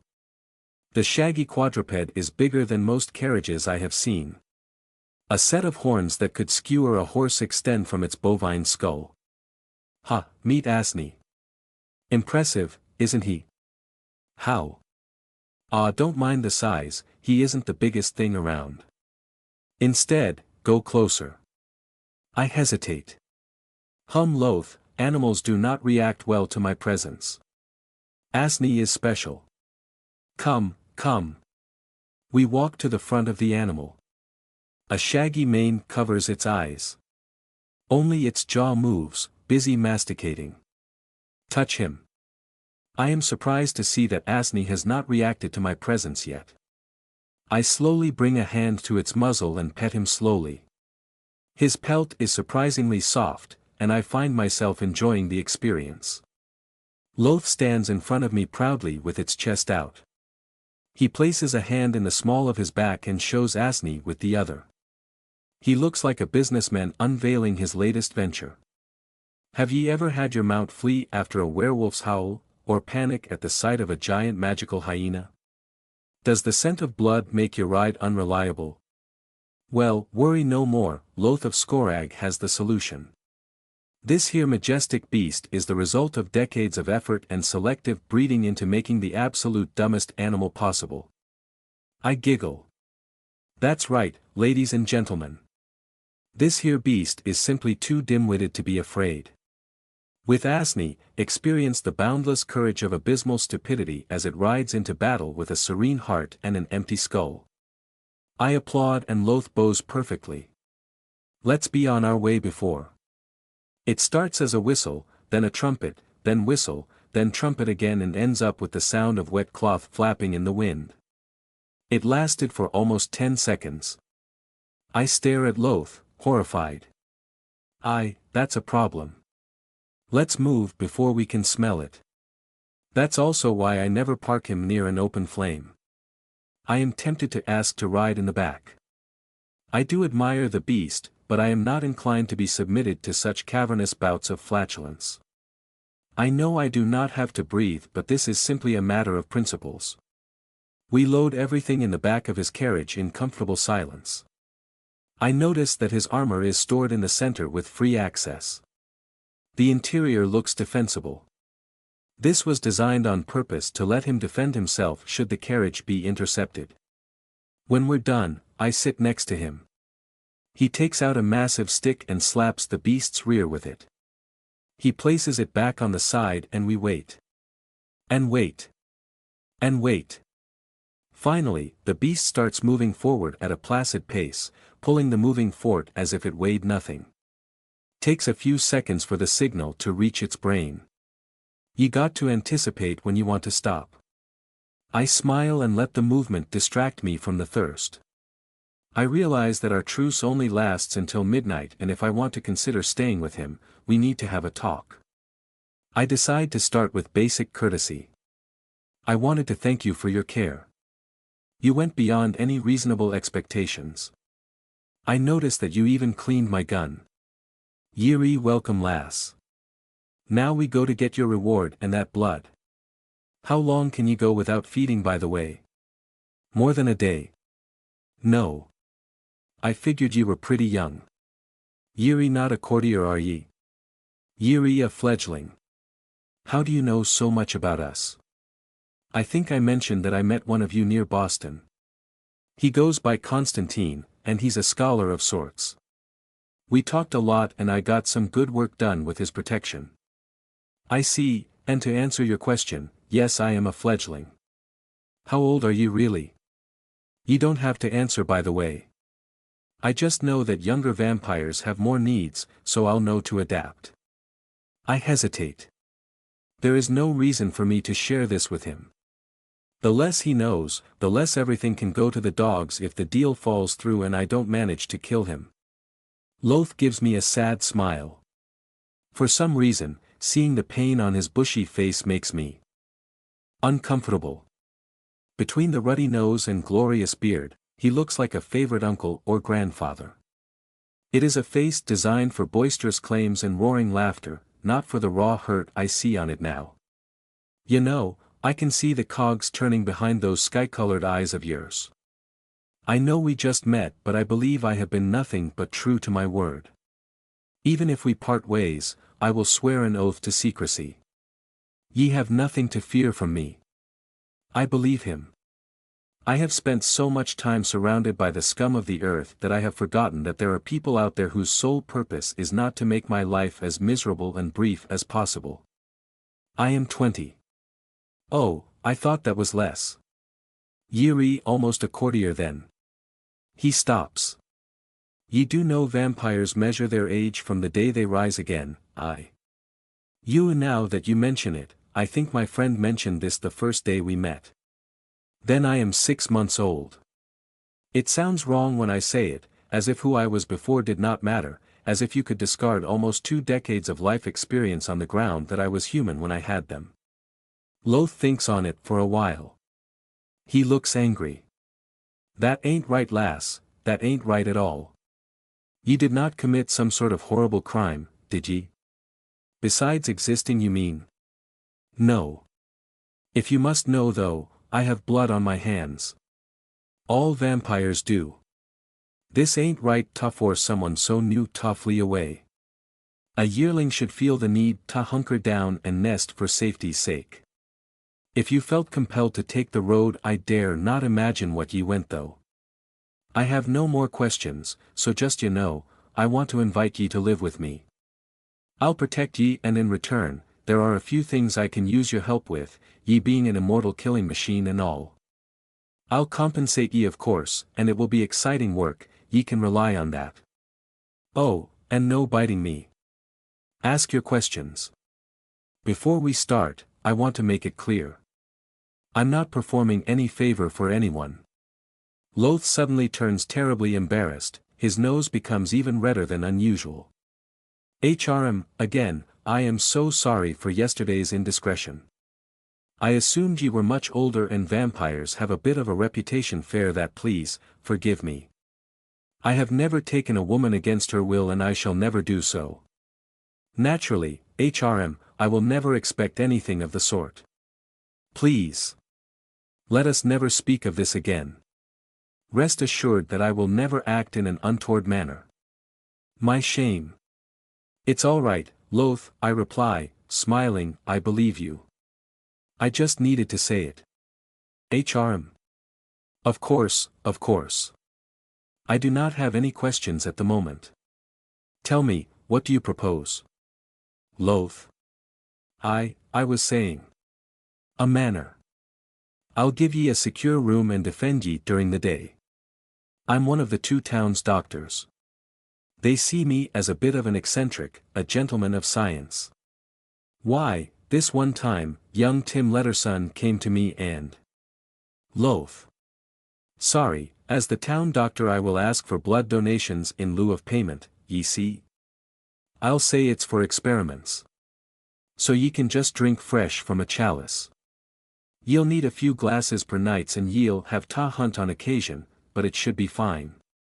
In return, I'll need your help for a few things like hunting dangerous beasts, exploring caves, killing the odd brigand band and werewolf. Oh, and helping me carry heavy stuff. I only ask that you don't kill anyone from the town. Limit yourself to criminals and outcasts. I stare at Loth, who is now focused on the trail. He is giving me time to think. It sounds too good to be true. I could lay low in a remote town where no vampires would look for me, protected by a gentleman of repute who would defend and hide me out of his own free will. I could survive my most vulnerable years safely. I could build something. I could learn something. I could send letters to Jimena and Papa. I could live, as opposed to surviving.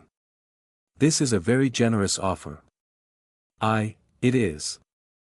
Is there a catch? No, there isn't, lass. Ye need to catch a break. I'll be happy to help. I wish someone had done it for me when I needed it. I won't kill people if I don't want to. Ha ha ha. Lass, far be it from me to force a vampire to kill. I won't break my word for you. And neither will I. I want it. I really want it now. If I want to leave I can, and you will let me go and swear an oath to secrecy. I want it. I want to try. Then open your palm and we shake on it.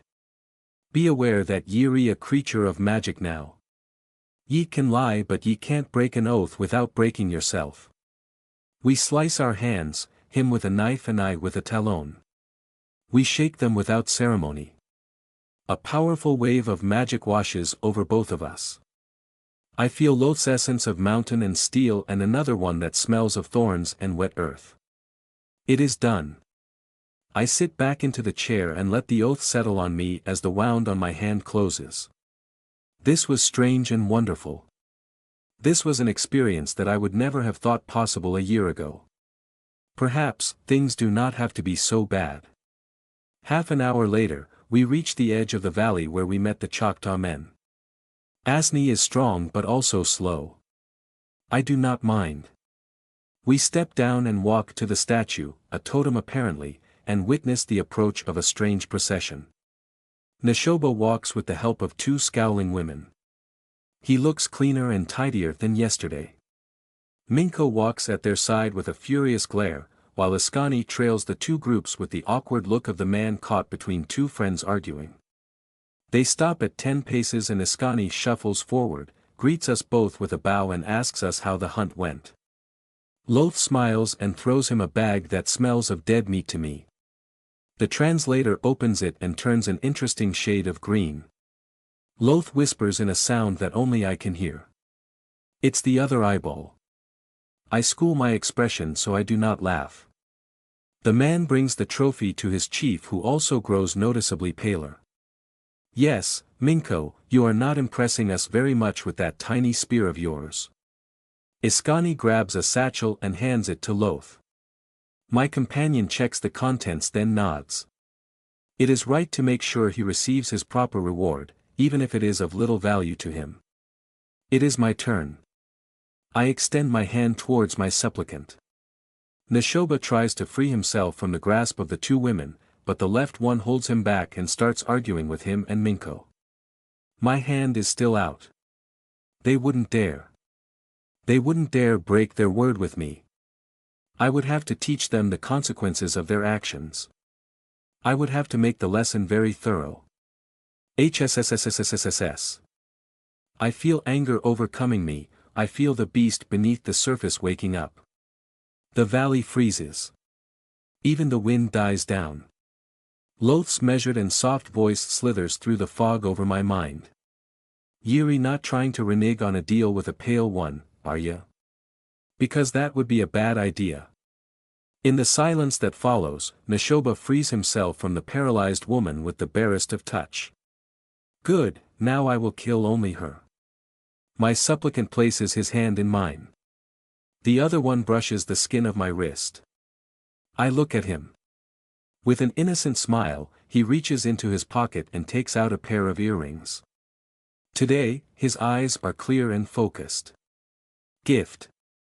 The pieces of jewelry are made of copper and transparent stone engraved with strange drawings. No matter how much I concentrate on them, they always appear out of focus. Neshoba closes my hand over the offering and slowly comes closer. He grabs one of my shoulders and offers me his throat. Perhaps there is no need to slay anyone tonight. All is as it should be. I hold him up as I feed. This is unexpected. He is, of course, delicious, but there is something more. His power resonates within me. There is something familiar that echoes with the refuge I find myself in. I stop long before I need to. I have taken my due, I do not need more. I lick the wound close. The shaman smiles one last time. He walks to the two women who pick him up and leave in a hurry. They do not meet my eyes. The two men look at me, at each other and follow suit. I did not know people could go that fast without running. Loth and I leave as well and settle on the steel carriage. Ye sure know how to leave an impression. Well done. You approve? I'd say ye left a warning without hurting anyone, and that's the best outcome. I'd also say how you deal with oathbreakers is none of my business. Ye ready to go? Yes, I am ready and eager. Loth pokes Asney. Good, now I wanted to talk about your lair. All good lairs need to be hidden, protected and not worth the effort, as cousin Okri used to say. He is a locksmith. Nah, a thief. The carriage moves slowly into the night. My dearest Ariane. Words cannot express how relieved I am to hear from you. Ainsa and I were ready to cover your tracks, fully expecting a slip-up. When you disappeared without a trace, we feared the worst. I now see that my concerns were unwarranted and that you are very much the resourceful young vampire I took you to be. As for that most potent blood that was given to you after your apparent demise at my hand, I was hoping you could have forgotten its very existence. I must beseech you, never to mention it to anyone. Forgive me, for I cannot say more. I am pleased with your arrangement. A safe place to grow and prosper is exactly what you need now. It is what you should have received. Do be cautious, for overconfidence is always involved in our kind's demise and pride will ever be our greatest sin. Ainsa is well and she has indeed made a full recovery.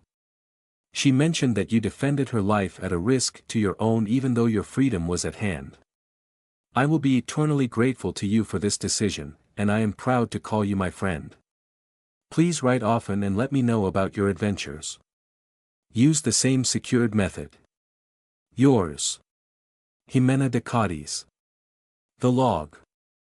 Cabin has grown quite a bit, I muse, as I stare at the massive four-poster bed at its center. The fire roars in the chimney with a flame that will never burn me. A cool wind brings the smell of wet earth through an open window. Someone is knocking politely. I stand up and go down the stairs to the house's main room. I open the gate and stare outside. The small grass expanse that leads to the thorn forest lies empty. A path opens before me. I follow it to a dense line of trees stretching on both sides as far as the eye can see. Thorny vines twist and mesh to form an impenetrable wall that looks more sculpted than grown. The knocks come from behind. There is something familiar about the rhythm I cannot quite place. There is also nothing hostile about the invitation. If I were to compare it, it would be the same as a friend tugging on your sleeve to wake you up. I want to get through. The roots and trunks shiver then part before me with a deep rumble.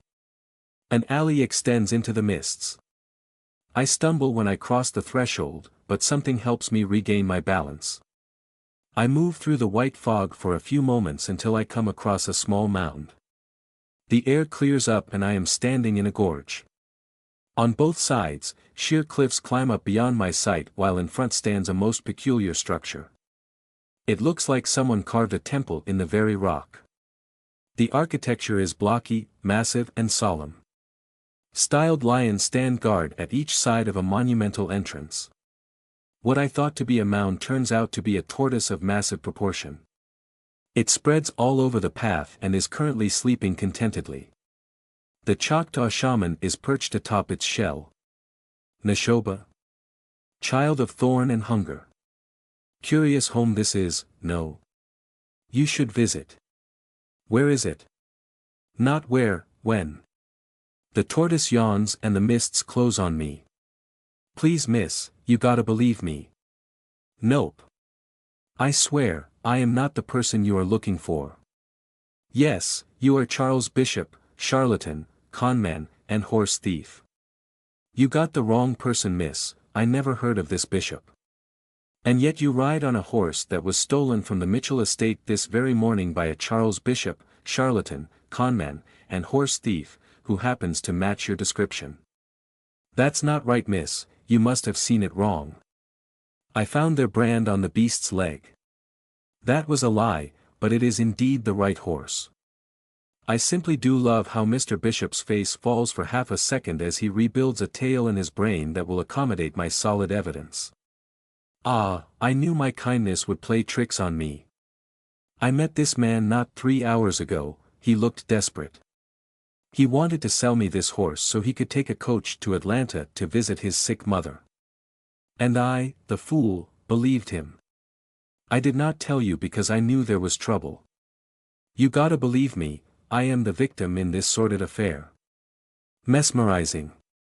He is spinning a tale and gauging my reaction at the very same time. Is this how people like him manipulate their audience, through constant adaptation? Truly, this man is an artist. It is no wonder that he could swindle old Margie Mitchell out of her pension. A famous tale, Mr. Bishop. Now we shall play a little game. I will ask you questions, and if you lie, I will break one of your fingers. I grab his bound hands in my own and free his index without much fuss. Let us start with a simple one. What is your name? Marcus. Snap. Aakak. What is wrong with you? This is intolerable, an abuse of power. Guards, anyone, help. I am being assaulted. You better let me go before I have you arrested for your heinous crimes. The law is on my side. The man swallows nervously. His eyes dart around my face, looking for hints of emotions. Perhaps I should stop smiling so much. It is at least fortunate that I had the presence of mind to hide my fangs. What is your name? He hesitates. Miss, you gotta believe me, I'm telling the truth, I am the victim of an odious machination. My name really is Marcus. Snap. I was almost expecting him to double down. But I was telling you the truth. I am indeed the victim of an odious machination. Those Mitchell bastards are a bunch of heathens and faithless liars.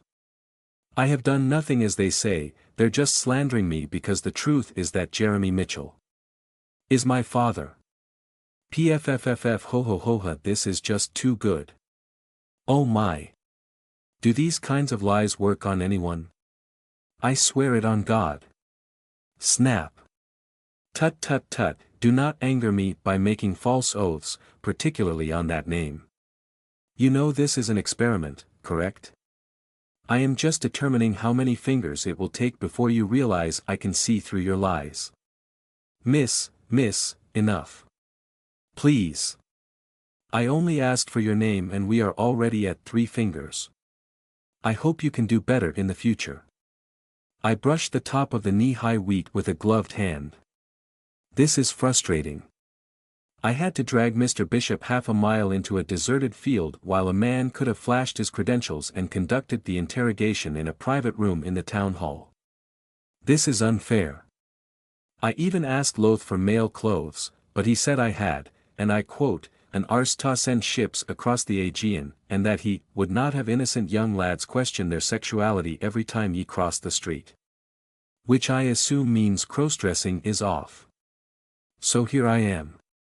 Entertaining myself as best as I can, in the middle of a wheat field in the back end of Georgia while I could be doing it in a comfortable room, with the full authority of the citizen watch simply because my genitals do not happen to dangle around when I walk. This is a disgrace. I almost miss vampire society and its ruthless equal treatment. Miss? How should I proceed? Besides cash, what did you steal? A quick movement of the eye to the right, towards the town. So you did steal something. No miss, please, you gotta believe me, I'm an honest man. Snap. Charles dear, you are almost begging for it. You already admitted to lying not a minute ago. Do you ever realize that you are going too far? Bah ha ha ha ha. I watch, impressed, as Mr. Bishop spins an incredible tale of pain and misery for a whole minute. Tears flow from his eyes, and snot from his nostrils like unto the Niagara Falls. He is the very picture of despair and repentance. I just have to let him go, and after he buys medicine for his poor mother, he will lead the honest life he always craved. I try to look increasingly filled with pity as the story reaches its dramatic conclusion. Your poor family. Yes, miss. What caused your sister to go blind? Snap. Charles, now you are making me angry. Don't tell me you've never thought of that. Of course, people are going to be asking questions to challenge your claims. You need to be able to answer such basic inquiries on the spot or the lies will unravel. What a poor performance. What am I to do with you? Anyway, on to the next question. Is what you stole in the horse's saddle? Yes, damn it yes, it's all there. And the pension? Snap. I did not say anything. You were thinking about it. You were licking your lips and calculating the odds. I am tired of this, you obviously cannot tell the truth to save your own miserable life. I broke 6 fingers. 6. How stupid can you be? Do not waste my time any further. Yes, I will tell you. I grabbed the man's hair with one hand and Jimene's dagger with the other. I placed the blade at the base of the orbit, just below the eyeball. He freezes. I will now ask one more time. If anything but the precise and complete answer to my question comes out of your mouth, I will push the knife in. And I do mean anything. You protest, you beg, whimper or lie and you lose that eye and I go to the next target. You don't need any eyes, nor ears, nor fingers to tell me what I want to know. I will take them in precisely that order until I get what I want. Do I make myself perfectly clear? He nods. Where is the pension money? I buried it in a burlap sack under the apple tree behind the inn. The one that's next to the shitter. Very good. I sheath the dagger and go rummage into my backpack for what I stole from the inn. You're probably here for the bounty. You could take everything and let me go, keep the pension for yourself. If someone asks, you never met me. Just untie me and I'll be gone like the wind. You'll never see me again and the pension money will be yours. Oh. Charles, if I were to do as you ask and keep the pension for myself, why, pray tell, would I ever leave a witness? Mr. Bishop turns to a pleasant shade of gray. Oh, he is so ripe with fear and vitality. A few more minutes and I will be unable to resist. I may consider letting you go if you do a little thing for me. A very simple thing. Yes, please anything. Bishop yelps in surprise, and then in pain as I shove a brand new candle between his bound hands. The look of incomprehension on his face as I use a match to light it is just precious. I just realized that tonight is my birthday. Well, in a manner of speaking. I was not exactly born. Still, I simply must celebrate the occasion. I would just ask that you sing for me. What? Sing. Happy birthday to you. I sing along and only take my dagger out once, to encourage him to finish. When he is done, I clap and blow the candle. Only the light of the moon shines on us now. Good. And now I need a drink, for what is a party with nothing to drink? Would you help me get something nice? Of course. Drink as much as you like. Why thank you. I grab him by the throat and bite down. Several things have changed over the past 6 months. I can move faster and for longer periods of time. I can use the same energy to strengthen myself, although I find it much more difficult. I can also wrestle adult men without effort. The most valuable change, in my opinion, is that I can now stay awake for almost the entire night, though to be fair, the night lasts for 9 hours in July. It is only by living with Loth that I realize how little I can accomplish every day. With only a few hours of complete activity, every project takes a week to finish. I should not be surprised that Father Perry managed to catch up to me.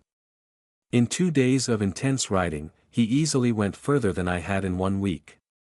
Despite the short time I have at my disposal, I have managed to accomplish several things. I have assisted Loth in several hunts and I often help him with the finishing touches of delicate tasks. In return, I have learned to read several rune alphabets and although magic is beyond me, its understanding is not. I now comprehend the abilities of mages and the various tools at their disposal and I must say that I am incredibly lucky that those I faced were lone wolves. A cabal of them working together is a dangerous thing indeed. When I am not working with Loth, I read and hunt bounties. The town we live in and its neighbors do not have a group dedicated to law enforcement. Lawbreakers are dealt with by groups of concerned citizens who can be prompt to dish out mob justice. When the perpetrator manages to escape immediate punishment, the mayor issues a bounty so that he, or in this case she, who brings them back are compensated for the loss of income. Being a bounty hunter is no easy task. When the judge and half the jury know the victim personally, the executioner has his work cut out for him and the fugitives know it. Hence my arrangement with the good Mr. Partridge. I knock on the reinforced wooden door. Come in. I enter a soberly decorated living room. I do my best to ignore the ever-present Christian imagery and focus on the man in front of me. Michael Partridge is a stocky man with a graying beard and a single good eye. The undyed clothes he wears underline wiry muscles that age has not managed to tear down, although he is starting to sport a little belly. Miss Delaney, did you find him? Loth goes by Delaney, for now. Yes. I left him tied under the big chestnut tree, at the crossing between Jacksonville and the Holst farmstead. Well done, I will pick him up tomorrow. The horse? Tied up in front of the Fat Pig Tavern. And old Miss Mitchell's savings? All here, I answer as I place the loot on his table. There is also a pair of silver candelabra and some cutlery. Hold on. I exit the house and return with a bag I pretend to struggle with. I was never weak, for a woman, but I am not built like a day laborer and silver can be rather heavy. Loth mentioned that humans are designed to notice inconsistencies as a survival mechanism, and so I am careful when dealing with people I do not intend to bite. I deposit the heavy bag next to the first one. Good find. The Mitchells did not mention this. Could it be from another victim? I doubt that he had the time. Perhaps old Lady Mitchell did not want to admit to being swindled and robbed blind. You know how ashamed people can be about being attacked as if it were their fault that they were targeted. Michael nods thoughtfully. Or perhaps she forgot, but yes, that is plausible. I remember thinking if I had dodged left instead of backward, that Hessian spear would never have, but listen to me rambling like an old man. Thank you, Miss Delaney. I will make sure Margaret knows how much you helped. You must be discreet. Of course, of course. I am about to leave but my host scratches his beard and gazes in the distance, a sure sign that something bothers him. Do tell, what is the cause of your uneasiness? The man sighs and massages his tired eyes. Would you care for a cup of tea? Even if I could drink it, I would refuse simply for that massive cross hanging above the table. It is late, sir, and I should really be heading home. Yes, and it is not even proper for me to ask, just as it is not proper. There is not a single proper thing to this whole madness. I am helping a lone woman apprehend dangerous criminals in the dead of night. This is insanity. You should be home in your bed at this hour, or better yet, in the bed of your husband. And then who would have caught up with that Bishop fellow? I don't know. Phillips maybe, or the Mitchell brothers when they arrive. Not, you. And do you believe they would have forced where he had buried his catch out of him if they found him at all? He is about to retort when the information registers. Curses, I should have remained silent. What did you do to him? Way to go, Ariane. I just broke a few fingers. Jesus, woman. I wince. Language. Ah. I am sorry. This is wrong, Miss Delaney, just plain wrong. I need to act. If our agreement is broken, it will make hunting outlaws much less rewarding. When you return old Mrs. Mitchell her life savings, look her in the eyes and tell her it is wrong, tell her it was not proper. We live in a lawless land, Michael, and for evil to triumph, it is enough that good people do nothing. If we both do not stand up to treachery, who will? If we must choose between propriety and justice, I know that my heart will lean towards what will protect our people. I am laying it a little thick here. You are right, Miss Delaney. I have no right to object, he says as a single tear rolls down in ruddy cheek. I only wish this bad leg of mine wouldn't hold me back. It worked. He wipes his eyes and stares straight at me, nodding at my pretend determination to carry out the law. I do not know why you were blessed with those skills, even though you are of the fairer sex, but the Lord works in mysterious ways, and so long as we carry his will, that is all that matters. An eye for an eye, a tooth for a tooth, and may he have mercy on Charles Bishop, for we shall not. He stands up and grabs my hand, which he shakes with enthusiasm, and leads me outside.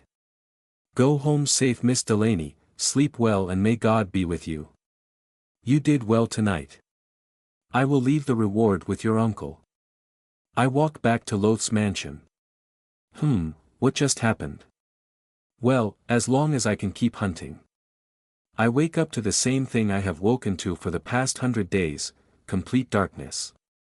My hand easily finds and pulls a handle. With nary a noise, the top of my sarcophagus slides up and away on a pair of well-oiled rails. The exterior is completely smooth. It can only be opened from the inside. The chalices are of Loth's design and manage to conserve the vitality of the liquid for a short while. This way, I can get some nourishment from donors I will never have to touch. It is not much though, just a pale copy of the real thing to stem the thirst until the next bounty. It will never suffice on its own. I close my eyes and listen. Loth is not in his office, which means I leave the part of the house that doubles as a doctor's office and reach Loth's private quarters. A woman is slowly walking down the stairs. Despite her conservative clothes and traces of gray in her hair, she blushes like a maiden when she sees me. Hello, Mrs. Nobel. Oh. Ariane. I did not see you there. I was just Of course, Mrs. Nobel, I wish you a good evening. Turning a delicate shade of tulip, the mature girl makes an awkward exit on shaky legs. As she passes me by, I catch a whiff of her. Oh my, Loth, you have outdone yourself this time. Leaving our visitor to her walk of shame, I continue and hear Loth in the smoking room. I knock politely. Good evening, Loth, are you decent? Good evening, Ari, come in, come in. Loth sits leisurely in a very casual set of silk pants and jacket crossed over a muscular and hirsute chest. He sips whiskey from a lowball glass while staring at nothing. It is good that ye came, there are 3 things I wanted to address. Oh. I answer, suddenly wary. Nothing bad, I assure ye. First, I recovered a letter from Jimena at the drop point. Here it is. He says, and hands me a sealed envelope. The second thing is a bit delicate, you know. Would you consider taking a seat, he says, and gestures to a leather couch. I do as he says. It has come to me attention that the disgusting little weasel who abused poor Margaret was apprehended yesterday. I received a very thoughtful thank-you note from her, I should mention. She even offered to introduce ye to her favorite nephew, a banker from Savannah who happens to be looking fair a wife. Pass. I shall convey your regrets, lass. What concerns me slightly is the state of the weasel's hands. Now, ye have respected our agreement to the letter and ye had every right ta kill the prick where he stood. However, I would like ta offer ye a piece of advice, from an old monster to a young one. How unusually serious. Do tell. I know ye played with that one while ye simply bit and questioned that other conman from 3 weeks ago. Ye treated them differently. Why? I was curious about Bishop's lies. It is as if he could not stop, as if his life depended on it. Testing the limits was quite interesting. So ye did it on the spur of the moment, aye? Yes. Loth calmly puts his glass on the coffee table and crosses his fingers in front of him in a pose I now associate with lecturing. Many of us long-lived creatures do not attach the same value to life as most mortals do. They will often hesitate to torture or to kill, you know. It is a natural mechanism that I have observed in all of the peaceful societies I have lived in and is, I believe, caused by the need to live in harmony. Killing becomes taboo. We outsiders are exempt of that. This is both a benefit and a tremendous risk. You see, the more you follow your instincts and the more you are prone to fall the path of easy murder, until the very idea of civilization and peaceful cohabitation loses its meaning. My master being the prime example of that. Do you mean that I should not torture or kill? Of course not, ye are a vampire. And besides, it would be hypocritical of me to ask this of ye, don't ye think? I remember the only time we went after a band of outlaws together. They had raided a distant farm and spared no one. Loth had been thorough. He does not play around like I do. He is methodical and merciless. I merely suggest that ye develop a code and try to stick to it. What if I decide that rapists and those who wear white at someone else's wedding can be mercilessly tortured before I kill them? Then it is so. I am not judging the scale by which ye decide someone's fate, Ari, I only ask that ye find one. I contemplate those words. Loth is experienced and there is a truth to what he says. I suppose I could at least try. I need to think of one. And it will not apply if my life is at risk. Naturally. Now, on to more pleasant matters. I apologize for the heavy discussion and I have just the thing to lighten the mood. There's this English lad who came to visit this afternoon. He wanted to, what was it? Entertain me with a proposal that I would find to me taste. Or something. I thought you might want to hear it as well, so I told him to show up at 8. That is very thoughtful of you, Loth. I appreciate it. Don't mention it, lass, he adds with a smile, and if he's trying to, as Aunt Freya said, slather me up and shove me on a spit, I want you to eat him. I smile as we talk about yesterday's hunt. No matter what happens, tonight will be fun. Cecil Rutherford Bingle, miss, at your service. The red-haired man removes his bowler hat and bows perfectly. I simply cannot believe my eyes. The chops, the wide, waxed mustache, the leather overcoat, everything conspires to make him appear as the hero of some silly book about mummies and damsels in distress. He has a ruggedly handsome face with a chin like a sledgehammer and the healthy tan of the consummate traveler. He even speaks as if he were in the middle of a theater and had to be heard by spectators on the 4th floor. I am simply in awe. Loth gives me a half smile and a knowing look. Oh, it is my pleasure, Mr. Bingle. Ho ho ho, do not be alarmed by my roguish appearance, young miss, I assure you, I do not bite. What a coincidence. Yet the road is not safe, and a gentleman must do what he must do to guarantee his safety, I say. Now, I apologize if I seem abrupt, but the tardiness and the reason for my visit bear heavily on my heart, and I must beg you to hear me out promptly, for this matter is urgent, as you shall see Professor Delaney. Loth answers in kind. Then let us retire to my salon. Ari, my dear, would ye be so kind as to brew a pot for our guest, and then join us?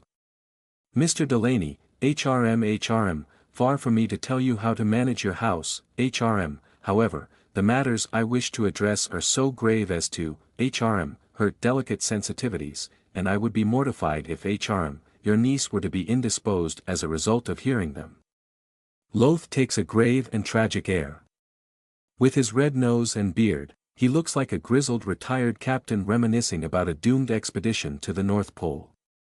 My esteemed guest, I appreciate your tactful observation, and I see that even in your hour of need, ye still show admirable concern for everyone around ye. However, I ask now that ye trust in my judgment on this matter, as it pertains to my expertise, and to please exert patience, as the necessity of her presence will be explained in due time. Very well, Mr. Delaney, lead the way. I leave the two men to go prepare tea and cups. I find the ritual of tea brewing relaxing, one of the reasons why Loth lets me use his precious reserve. It does not matter that I do not drink, the act of preparing it and the fragrance from a successful brew are rewards enough. When I reach the others, Loth is busy explaining the subtle differences between two rune systems, one of which I am unfamiliar with. After serving them, I sit in a comfortable leather sofa slightly on the side. After one last dubious look at me, Bingle starts his tale. 3 years ago, I was stationed in Gibraltar when I met a most peculiar and delightful woman by the name of Flora Schaefer. The daughter of a Prussian junker, she had a deep and curious interest in ancient history, and when my service ended, I agreed to follow her in an expedition to Syria, deep in Ottoman territory. I shall not recount our tale now, as one night would not be enough to do it justice. Suffice to say, she located a tablet covered in strange runes that she studied with a morbid fascination. 7 months ago, I received a letter from her, and it was no small amount of surprise that I learnt that she was in the Americas, where her search had led her. Indeed, the only match for those strange runes came from a lone amphora traded to a collector of curios by a group of natives who disappeared soon after. The letter was vague but hinted at the need for a dangerous expedition. Alas, when I arrived, she had already left to hire a group of adventurers of ill repute called the Valiant Companions. This was 3 months ago. I am afraid that her eagerness may have cost her dearly. I inquired about them and learned the most dreadful thing: they are now suspected of several acts of heinous banditry, such as raiding, kidnapping, and racketeering. They have since then escaped the vicinity of Savannah and thus, the arm of the law. Of my companion, there is no trace, and I fear the worst has happened. Intent on gathering clues, I found her notebook in her personal effects, however many of the notes relate to a runic alphabet I cannot decipher. I was about to give in to despair when a friend of mine mentioned you, Mr. Delaney. He said that you were a scholar, a gentleman, and a crack shot, all qualities that I am in dire need of. Loth nods in understanding. He opens the notebook and takes out a few drawings, then raises an eyebrow. He places them back and resumes the conversation.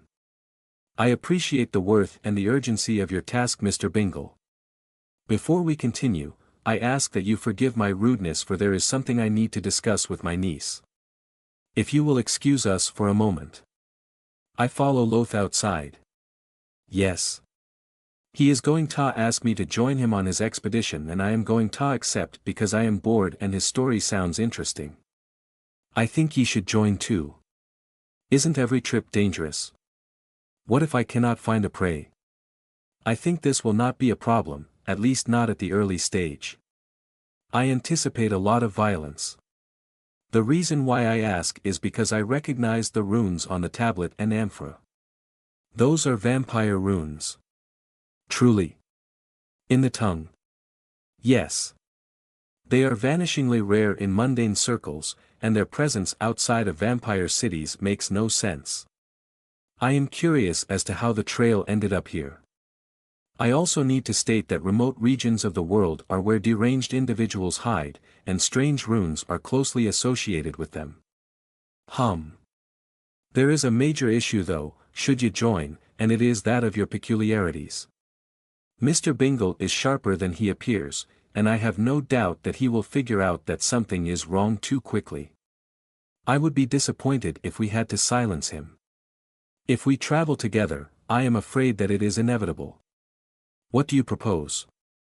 Well, I caught a glimpse of Frau Schaefer's notebook and it contained ample references to magic, although I doubt that she was a practitioner herself. I am convinced that Bingle knows about magic in general, and suspects that I dabble. Otherwise, he would have defended himself from believing in it beforehand so as not to appear as a lunatic. We could pretend that you are under a curse. A curse? As in I am a human victim of a spell? Yes. Would he believe it? He will if you are the one to tell him the tale. Vampires are unnaturally persuasive. I am sure you can come up with something.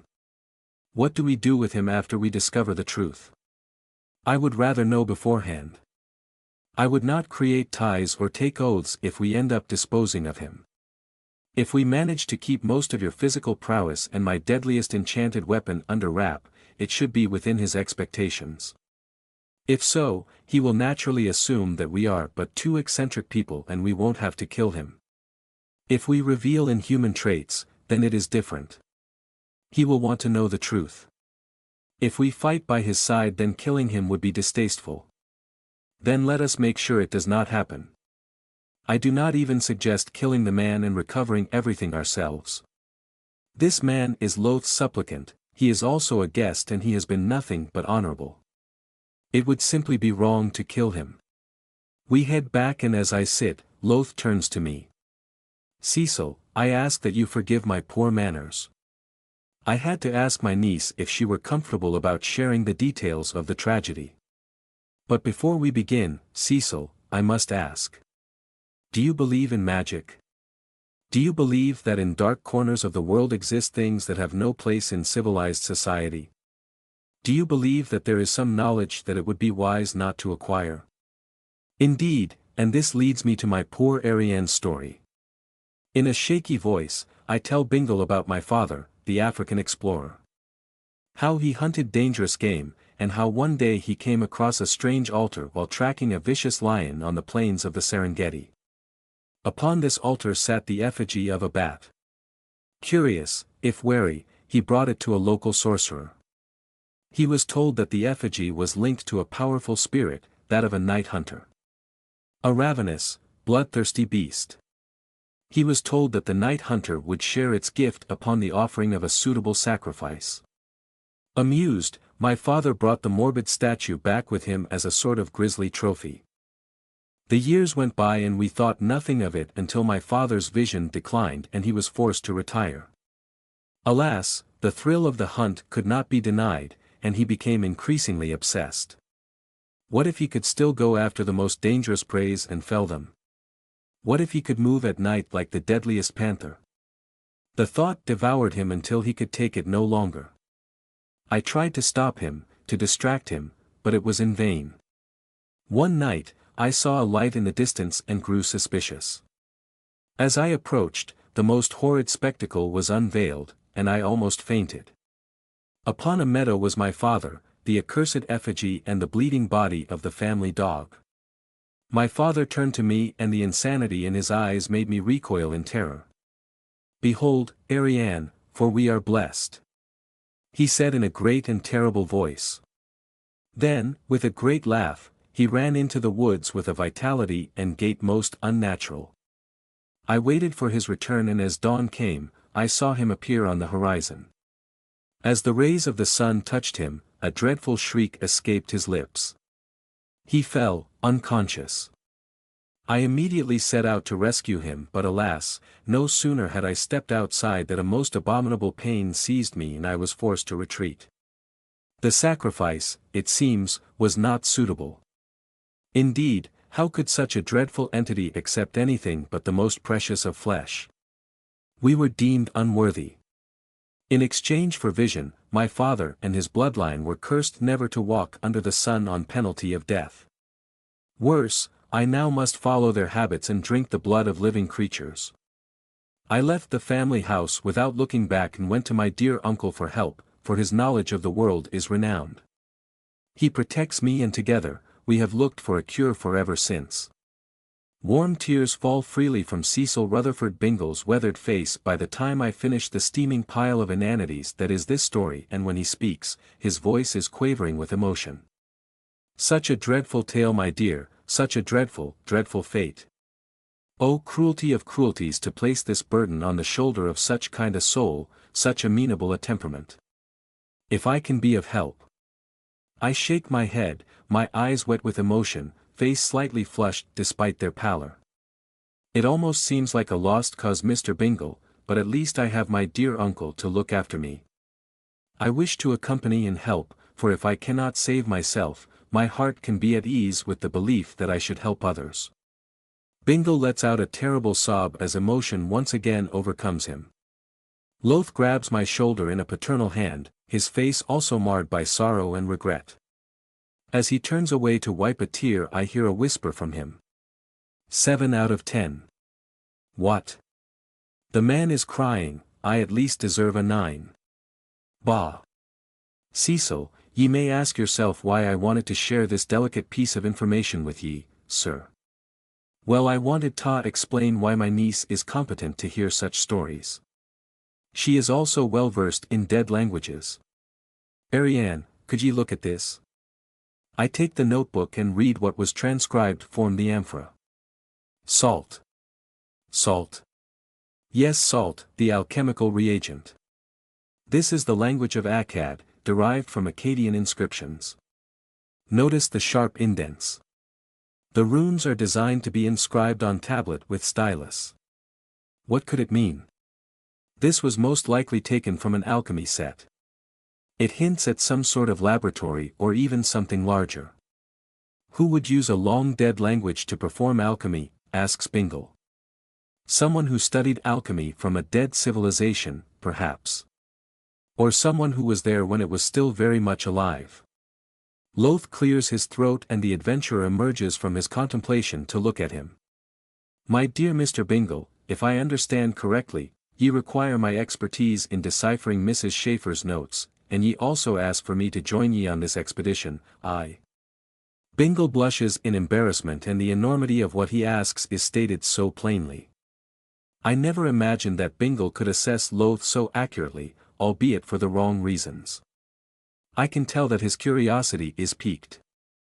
An amphora covered with ancient runes, found here. Even I am curious. Fret not, Mr. Bingle, fair your call, fair help has not fallen on deaf ears. I am willing, nay, eager, to help you rescue your friend from those ruffians. We shall depart tomorrow and find those valiant companions you spoke of so we can determine Miss Schaefer's whereabouts. I have a few acquaintances in law enforcement who will be eager to inform me upon their current whereabouts. Perhaps the outlaws will be amenable to discussion, and if not, we can extract this knowledge from them through violence or subterfuge. The conversation devolves into minutiae, and after a manly handshake, Bingle is gone. Loth and I go to his workshop. The massive room which takes half of the first and second floor is his sanctuary. I only entered the place a few times and never alone, so it comes as a mild surprise when he drags me in. Ariane, I have a service to ask of you. I am quite drained. I chuckle. He smiles, a bit embarrassed. Yes, I did not anticipate Clara's appetite. In any case, I am tired. Could you please pack for me? Of course. He points out what he wants to take, and I spend a few hours moving heavy equipment and gadgets to the heavy carriage. Even though he does not intend to use it, I also take his massive armor as a measure of safety. I myself pack the practical outfits he made for me, as well as my rifle, knife and notebook on ancient languages. I go by the kitchen and prepare a significant amount of travel food. After I am done, I retire to my room. I love you, daughter, do not forget your promise. A tear smudged the ink a bit. I place it in a locket, which I put around my neck. Finally, I decide to open Jimena's letter. Most of the content is news about herself, but one line catches my attention. We have received confirmation that the Southern Lady was lost off the coast of Senegal with all hands. This was the ship my master was sailing on. I do not know what happened to him. I was told that older vampires can enter a form of stasis if they are trapped somewhere, so it is likely that he still lives, held in an iron coffin in the darkness of the deep ocean. I do not know how I feel about this. Artificial tendrils of twisted love make me yearn to go and rescue him, but they are quickly silenced. I am relieved that I will not see him again. I hate how I lose my mind when he is around. I am afraid of what will happen when he gets free. It is inevitable. Well, enough moping. This is far beyond my control. I drag the sarcophagus to the carriage, secure it and call it a night. Bonk. Ouch. Bonk. Ow. What in the? I open the sarcophagus and jump out in a fury. I am inside the carriage. It is currently running at full speed on a bumpy road. Why would they ever do something so? Bang. Ah, of course. I open a small slit that allows sight to the forward coach. Uncle. I take it the negotiations did not pan out. Ah, Ari. We can't seem to shake them off. Can you think of something? Miss Delaney, this is not safe, you should stay inside while we deal with those ruffians. I'll see what I can do. I jump and reach a hatch on the carriage's ceiling. I quickly open it and take a look outside. Around us, a dense pine forest hugs a trail that should be too small for our wheels. Behind, a dozen men on horses follow us with sabers and pistols waved fiercely. As I watch, one of them tries to overtake the carriage and catches a bullet for his trouble. I turn my head and end up face to face with a bandit crawling forward. His surprise turns to a vicious smile when he sees me. Could it be breakfast delivery? How thoughtful. I grace him with my own vicious smile, and as he starts screaming, I claw his shoulder and drag him to the darkness below, face first. I am about to bite when Loth yells. Hurry girl, Asni can't last much longer. Annoying, they are interrupting my moment. I stun the man with a hit to the neck and decide how to address the problem. Pray. Pray. Weaklings. Maggots. Wait your turns bloodbags. Climb, hatch. There. Running after me. Let them know. Rohair. Horses panic and collapse. Men try to keep control and fail. The pursuers stop in their tracks. Good. Now, back to. What was that? Ah, oops. I grabbed something on the floor and opened the slit to a pair of curious eyes. Uncle, it worked. Your phlogiston noisinator scared them off. I yell while waving around what is essentially a fuel tank with a gauge and 3 connectors. Remarkable, answers the eyes on the right. This invention is truly a godsend. Yes, niece, I congratulate you on your quick thinking, answers the scowling pair of eyes on the left. I nod happily and discreetly push the bandit's body under a tarp in case Bingle's eyes start roaming. Unfortunately, we are not safe yet. They are sure to resume pursuit and Asni has reached the end of his stamina. We need to hunker down somewhere and hold them off. How about the river crossing, Loth? There is a small cliff on the side. We would be protected and have a commanding view of the passage. Very well. I close the slit. We don't have much time. I quickly drink the bandit, barely enjoying the experience. I open the hatch and let the corpse drop on the road. There. Ariane, queen of expedited evidence disposal. A few minutes later, we cross a small river, not large enough to prevent passage downstream by determined riders, I note. The carriage is parked some distance away and the men take their weapons and prepare to leave. I shall stay here and water Asni. Be careful uncle, please. And you too Mr. Bingle. Those lowlives will rue the day they came across Cecil Rutherford Bingle, I say. For it should be their last. The man trumpets. I care not for the lives of those men, Mr. Bingle, I only want both of you to return to me safe. Of course, Miss Delaney, he replies with a tremor in his voice, we shall come back safe and sound. You have my word. I watch the two disappear in the darkness.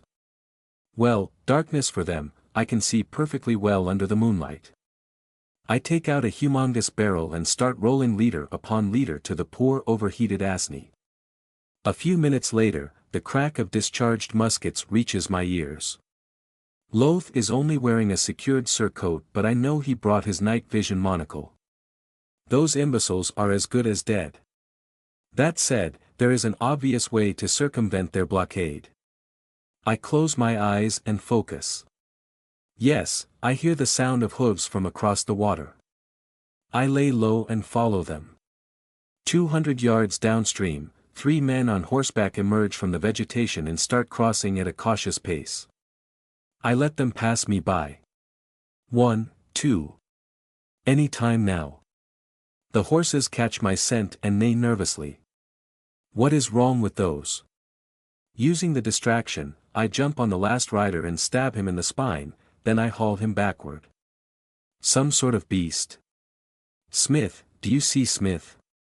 I slap the panicked horse on the rump and the scared animal immediately goes to a gallop. Cursing, the 2 other men try to keep control of their mounts and I take down the second one in the same manner. The last man takes the hint and urges his horse to run away. Futile. I move. I grab him and bite deep. Once more, I must hurry and do not enjoy myself. Curses, but this travel is having some unintended aspects, namely, vampire travel rations. I drop the third body and after making sure the horses are heading away from the crossing, I quickly run back. There, crisis averted and in perfect silence as well. Ariane, queen of efficacy. I make sure that Asni is cooling down and settle down to wait. The 2 men soon return without a scratch. I come from behind the carriage with apparent worry turning to apparent relief. Oh, thank G. Cough, thankfully, you are back. Are you both safe? Yes, Miss Delaney. Fear not, for we sure gave them what for. Loth silently points at my cheek. Oops. I turn my visage away and pretend to dry tears while I do my best to clean the bandit's blood. Oh, Miss Delaney, says Bingle with emotion. Loth takes me in a bear hug and pat my back. There, it is all over, we are safe. And then more silently. How many? I escape the hug and turn to him with eyes full of tears. This weight frayed my nerves. I know it was a short time, but it felt like 3 hours. Loth nods. We gave them a lesson one the survivors will not soon forget. Nevertheless, we should hide and recover for now. Let us depart, niece. We find a small recess in a woody valley large enough to accommodate everything. The men promptly dig a hole while I gather wood. They build the fire inside and when it starts, the light is blocked by earth. Loth even uses some sort of grill to prevent smoke and floating embers from rising into the night sky. I do not mention that anyone with 1 eye and half a brain could follow our tracks. I offer to take the first watch and Bingle only protests twice, a testament to how exhausted he is. After 3 hours, Loth wakes up and joins me around the pit. So how did it go? They denied ever meeting Flora. Bingle managed to search their leader's hideout while I was distracting the rest of the Valiants with a demonstration of the latest iteration of the Scorag repeater. Reminds me of that time my first wife distracted a crowd with the proper way to skin a rabbit while I was robbing their granary. Anyway. He stole a diary and another notebook but was found out. We escaped before it could degenerate into a firefight. Loth is quiet. I know him rather well after our 6 months of friendship and I can tell that he is not done. There is something strange about that Bingle lad, a kind of magic. He is a mage. What? No. No, it is different. All our timings were too perfect, too dramatic. His infiltration should never have worked yet it did, and his exit should have not been noticed yet it was. It is as if, the world works around him, somehow. Events are changed to make things more exciting and keep him alive at the same time. Are we in danger? Good question. I don't think so. He would not endanger us on purpose, you know. Just consider the narrative when he is involved. This does not make sense. Welcome to the world of wild magic, Eerie.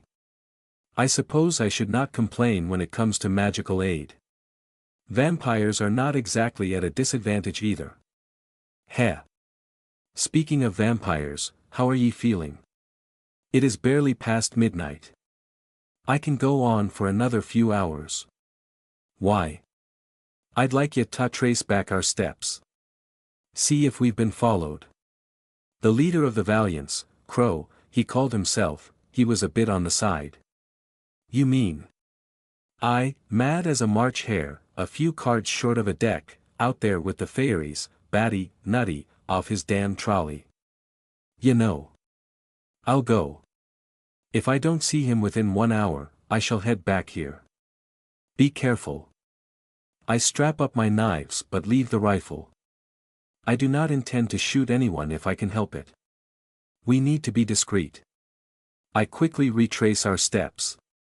As expected, a blind child could track us down.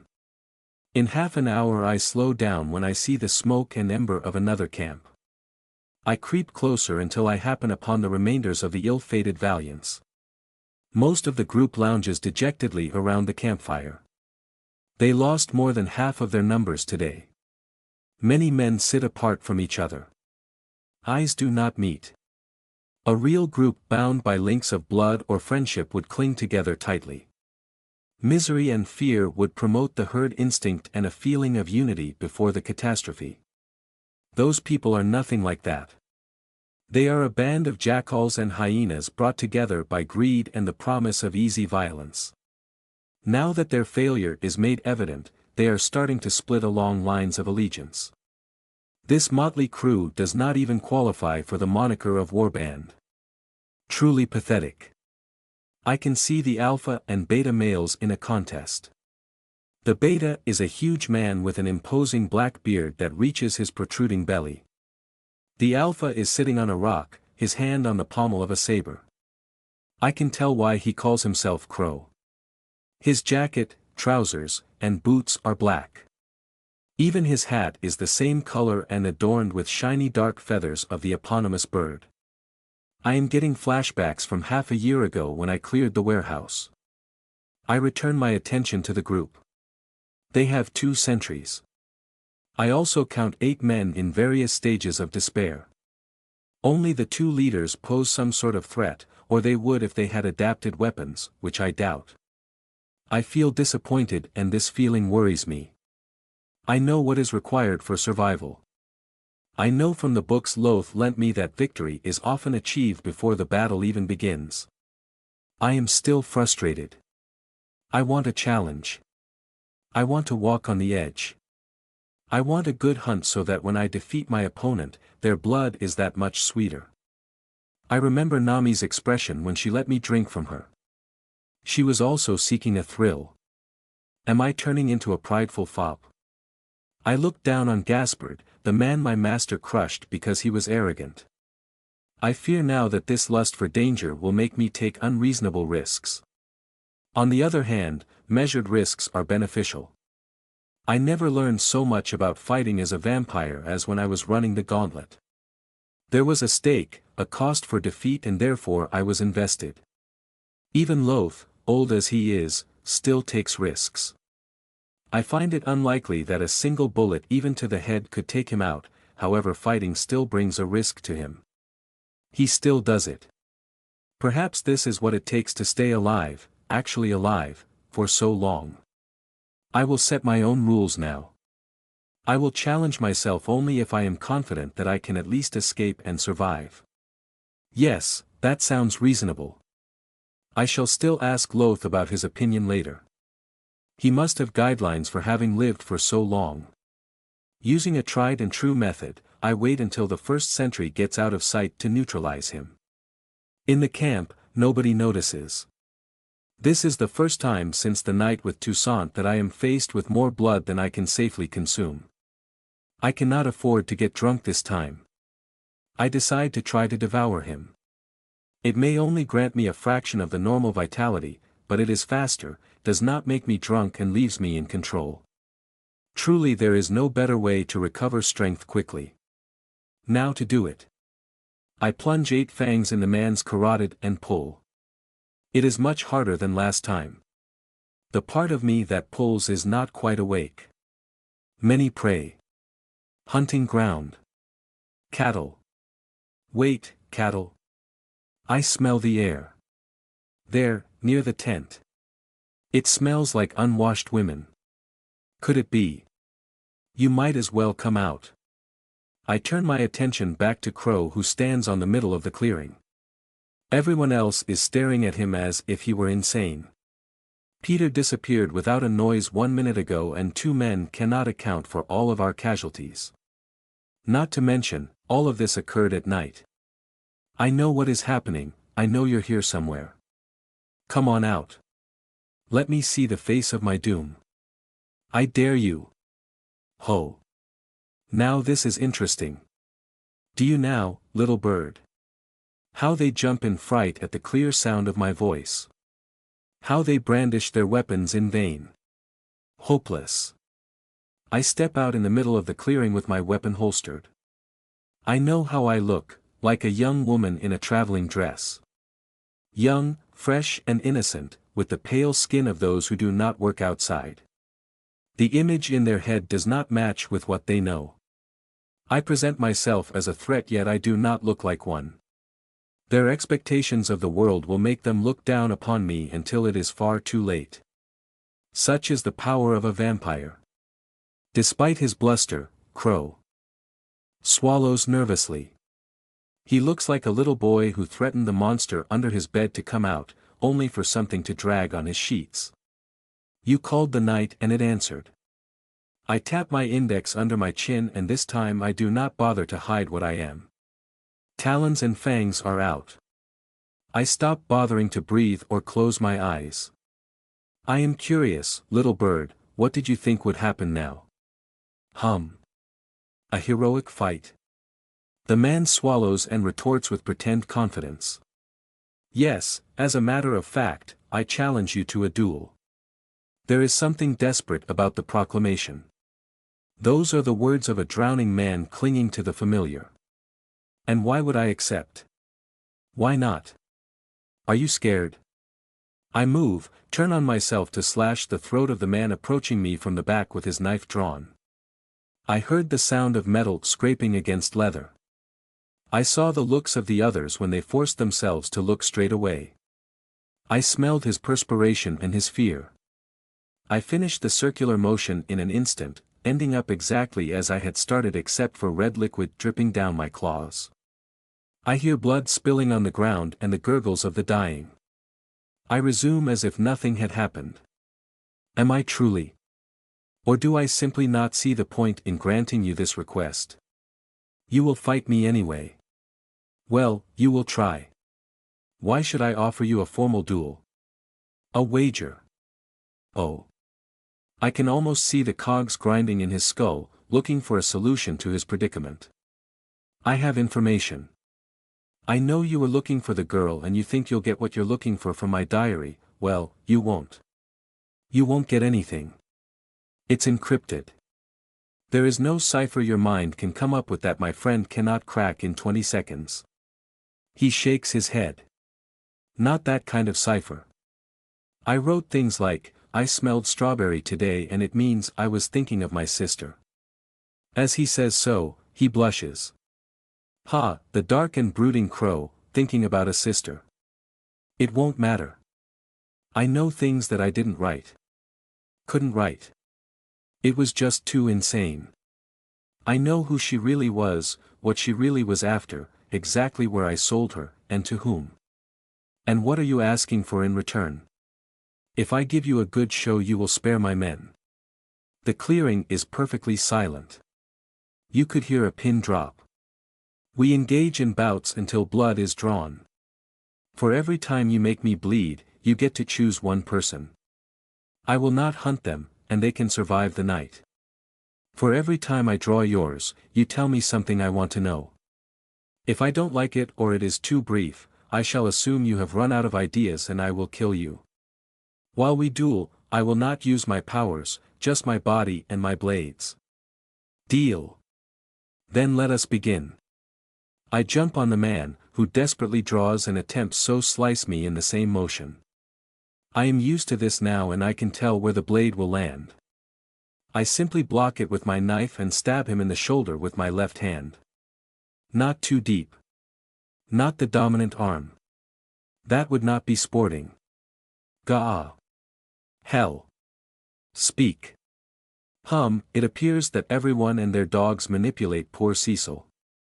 Ah well, I care not. As long as she does not endanger me, she can belong to the Chinese imperial family for all I care. As for the organization itself, there is absolutely no way that they would have a big enough presence here to be any of my concern in the short run. This is a problem for much later if indeed it is even true. I resume a guarding stance and we circle each other. Crow probes my defenses with conservative movements. I move as little as I can until he overcommits on a feint. I jump forward and hit the saber with the knife's small guard. We lock blade and I easily stop his left hand with my own. I stab a finger in his wrist and he drops the knife he had been concealing. Ah, damn it. Speak. Cold sweat has started to form on Crow's brow. A darker patch marks his wounds on his shoulder and sleeve. He smells delicious, like battle lust and courage in the face of certain death. I am sated, for now, thankfully, or resisting the thirst would be difficult. We sold the woman to some insane communities up there at the southernmost peaks of the Appalachians. Some kind of inbred idiots who worship the weirdest things. Heathens and maniacs, the lot of them. Where? Hey, come on, Where? 4 days of riding, to the north. They have some insane estate painted white and red. You'd think you were transported to bloody Gloucestershire. We resume guard position and this time, Crow goes all out. I use it as an opportunity to dodge with minimal movement and try to predict the way he moves his body, and yet the fight becomes much harder. His heavy cavalry saber was a liability in quick exchanges, but now its weight and power make it harder to block and dodge. This exchange lasts for a very long time. 30 seconds. 40 seconds. He does not relent. At the 50 seconds mark, he tires and slips on the muddy ground. I bounce forward but he surprises me. Instead of trying to block his fall, he uses a two-handed strike to swipe at me. I block with my left talons but stop as I am about to stab him in the ribs. We stay there for a second as I look in his terrified eyes. Humans blink a lot. I get back up and inspect my left hand. The blade caught between two talons and sliced my finger. The wound is already closed, still. Choose. What? You drew blood. Choose. Dalton. As the name crosses his lips, I hear a scream from behind. I turn to see the large bearded man take out a gun and aim it. Not at me, at a very young man sitting terrified at the side. Tut tut tut, I won't have someone ruin my moment. I move. I stab every finger of my left hand in the man's chest. He gasps in pain and drops the gun. Oh ow. What? That hurts. I think I broke 2 knuckles. How are ribs so bloody hard? Master put his entire hands in someone's chest and made it look easy. How? I remove my hand. The man falls without a noise and I face Crow again. I do my very best to school my expression. Ouch ouch ouch ouch. Gah. Damn it. Must focus. Crow looks at me warily. I just assume an end guard position again and we resume fighting. I can tell that he is tiring. It is long past midnight, he has had a long day and he is bleeding. Crow has a pattern. At the end of an exchange, he loves to swing and hit his opponent's blade on the way up, then immediately slash back down and move forward at the same time before they can recover. It must have worked well against weaker opponents, particularly given how heavy his saber is. It is useless against me. The next time he does it, I strike the blade further out just as he reverses and get into his guard. I slice a shallow cut across his chest. Gah! We are now on the last act of this tragedy and the others can feel it. I catch a few subtle glances and I hear footsteps. I turn around to a filthy man in a straw hat who is much closer to the edge of the forest than he was a moment ago. You run, you die first. The man stops. This will give me a moment before I have to finish this. Speak. The cult. They keep stealing people around for who knows what. Stealing, huh? I know who they have, stealing, those people. That is not helpful. Tell me how you knew what I was. The head of the cult. I sold the woman to him. He called you vampires.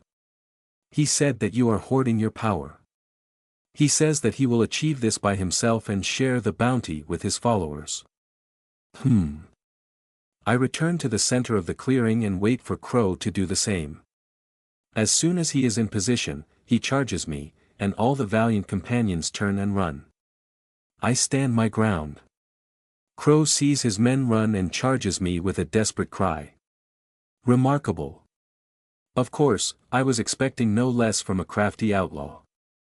I flip my left arm and a moment later, Crow stumbles and falls. He stares with disbelief at the throwing dagger in his chest. I did not waste my time those past 6 months. I did warn you when I said blades. I move after every bandit. I devour them one after the other without pause. In the dark, they are all slow and noisy. I make it quick and painless. When I return to the clearing, only Crow and that young man Dalton remain. It should not be like this. We were meant to be adventurers. Heroes like knights of old. Says the fallen leader with a strained voice. I straddle Crow and let my hair fall on his face. He is so warm and his perfume is exquisite. A perfect end to a worthy hunt. Heroes, you say? Do heroes raid travelers? Do they keep sex slaves? They are natives, not white women. They are sex slaves. Who they are does not change what you did. That's rich, coming from a monster. Ah, but I do know what I am. Just as I know who kidnaps people for that strange estate you mentioned, and just as I know why you were prompt to sell them the woman as well. You have fallen farther than most, Crow. Now, any last words? Crow gives me one last smile with red-tinged teeth. Defiant to the end. I love it. I'll see you in hell. Heh. Farewell human, it was a good hunt. When I am done, I stand up and take in the devastation I brought. Corpses litter the clearing, strewn around broken tents and trampled personal effects. The sole survivor of this massacre is kneeling on the ground with his hand on his head. I ignore him for now. I approach the largest tent and open it. The stench of unwashed bodies is pungent here, yet I fight through. 2 young women stare at me with insane eyes. The first one is shaking with fury while the other one cowers behind her. They are dressed in the torn remnants of filthy rags. Their dark hair is stringy and matted. When I get closer, the stronger one growls and curses under her breath. I retreat and pick up a skinning knife, then get back in and drop it at their feet. I leave them be. Crow used a short stool to sit. I right it and settle near the fire. I need to think. Why did I accept the challenge? Why did I kill these men but spare their prisoners? What do I do with Dalton? Do I stick to the spirit of the agreement and let him go? Or do I follow the letter and make sure that he dies before he reaches a settlement? Was I led here by Bingle's preposterous narrative power because what I learned is vital to the continuation of our quest? I ignore the two native women as they stumble around the camp, kicking and spitting on corpses while crying and sobbing in their language. I accepted the challenge because it was right. It was right to offer them a chance to accomplish something instead of butchering them like animals. It made for a good hunt. And again with this hunt concept. It certainly has something to do with the tainted blood in my veins. I never thought much about the concepts of the hunt when I was alive. Should I stop? Will it kill me like blind confidence killed Gaspard? I do not think so. Crow's blood was both delicious and more powerful than it should have been because its potency did not stem from the man himself, but from the way it was taken. Respecting the spirit of the hunt and winning makes me stronger. It also made me feel more alive. The contest forced me to work for it, instead of just taking it with overwhelming force, just like the blood of a supplicant tastes sweeter than that of the cattle. Yes, I know that I am right. I shall respect the prey and in turn, it will make me stronger, more patient and more cautious. Challenges will remind me of my limits and that I should never look down upon mortals, just like Crow reminded me of my imperfect technique when he sliced my finger. If I encounter a situation that is a challenge in itself, then I do not need to give myself constraints. Instead, I will use every tool at my disposal to achieve victory. Yes, it is as it should be. The red nectar needs to be earned. I must never forget it. Now on to the next concern. Who do I spare, and why? Loth was correct. Rules and guidelines are the first steps in any proper society. As the only vampire in the area, I need to set those rules and enforce them on myself, by myself. I shall now create ground rules, just as the Continental Congress established a constitution more than 2 decades ago. Those I call my friends, those that are bound to me by contract or oath, those I am negotiating with, and those who are too young should not be touched without their explicit consent. This includes supplicants. Those who are not related to me can be fed upon, but not killed nor enslaved. Those who have disrespected the hunt by hurting weak prey, those who have broken their oaths to others, and those I have been contracted to capture can be fed upon, tortured and enslaved, but not killed. Those who broke their oath to me and my own, those that stole lives out of self-interest and those that stole women's dignity are fair game. Those rules apply to groups I consider myself at war with, but not their relatives. Those that endanger me by their existence and those that tried to kill me yet respected the spirit of the hunt can be fed upon and killed, but not tortured nor enslaved. Above all else, I must keep my word and protect myself and mine. Yes. This feels right. I shall apply those rules at least for now. I will adjust them as I go if I deem it necessary. I return my attention to the present. The boy has not moved, and the 2 native women are cleaning themselves while eyeing the prostrate man with suspicion. The taller one is caressing her knife with a contemplative expression. I start gathering supplies. I know what I must do with the boy and I want no witnesses. I prepare 2 heavy backpacks and return to the women. Diplomacy is made difficult because they do not speak a word of English, French nor Spanish, not that I blame them. With enough grunts and pointed fingers, they understand that they are to take horses and food and go, but they refuse. After pointing to the sky and fire a few times, I finally remember that this is currently the dead of night and traveling is not the best of ideas. I am sated and they represent no danger to me, so I decide to let them do as they please. Instead, I grab the boy by the elbow and drag him to the cover of the trees. He does not resist. Can you understand me? He nods. You are safe from me for tonight, but tonight only. The young man raises his head to me. Just like the other bandits, he is wearing a mix and match of farming and traveling clothes of simple but solid make. His brown vest is too large for him. I think he may have been the youngest person of the group at around 16. I end up face to face with liquid blue eyes paler than mine. They are large and strangely magnetic. Even when I look at the rest of him, my gaze is drawn back. He looks at me with a sort of childish wonder, and though I smell fear on him, it is not as strong as I would have expected. I do not want to kill him. I do not believe he is a threat to me. He does not feel like one. If you never speak of this, nor of me, to anyone, I will let you go. Do you agree? The boy actually considers my words for a moment, and only then agrees by nodding again. Swear on it. I will not betray you. I swear. Good, now I shall test your word. I take his unresisting arm and bite, then stare in his eyes. Did you intend to betray me? No. Never. That was fast. According to my rules, I can kill him if I deem him a threat. I do not. He is not a friend either, so he can be fed upon, but not harmed further. I do not thirst. Bah, enough, the hour grows late. Very well. You may leave and go where you wish. Respect your word, for if you do not, I will not be the only one to go after you, provided you are even believed. I will not betray you. The boy's reactions are rather strange. Could he be retarded? That would explain why Crow chose him to be spared. He must be the least deserving of death of them all. You should leave the camp this very moment. I doubt your previous captives would forgive you for what they have been through. I know where to go. Again with the lack of any doubt. There is something wrong with this young man. He is entirely too accepting of the situation. Could he be hiding what he really is? No.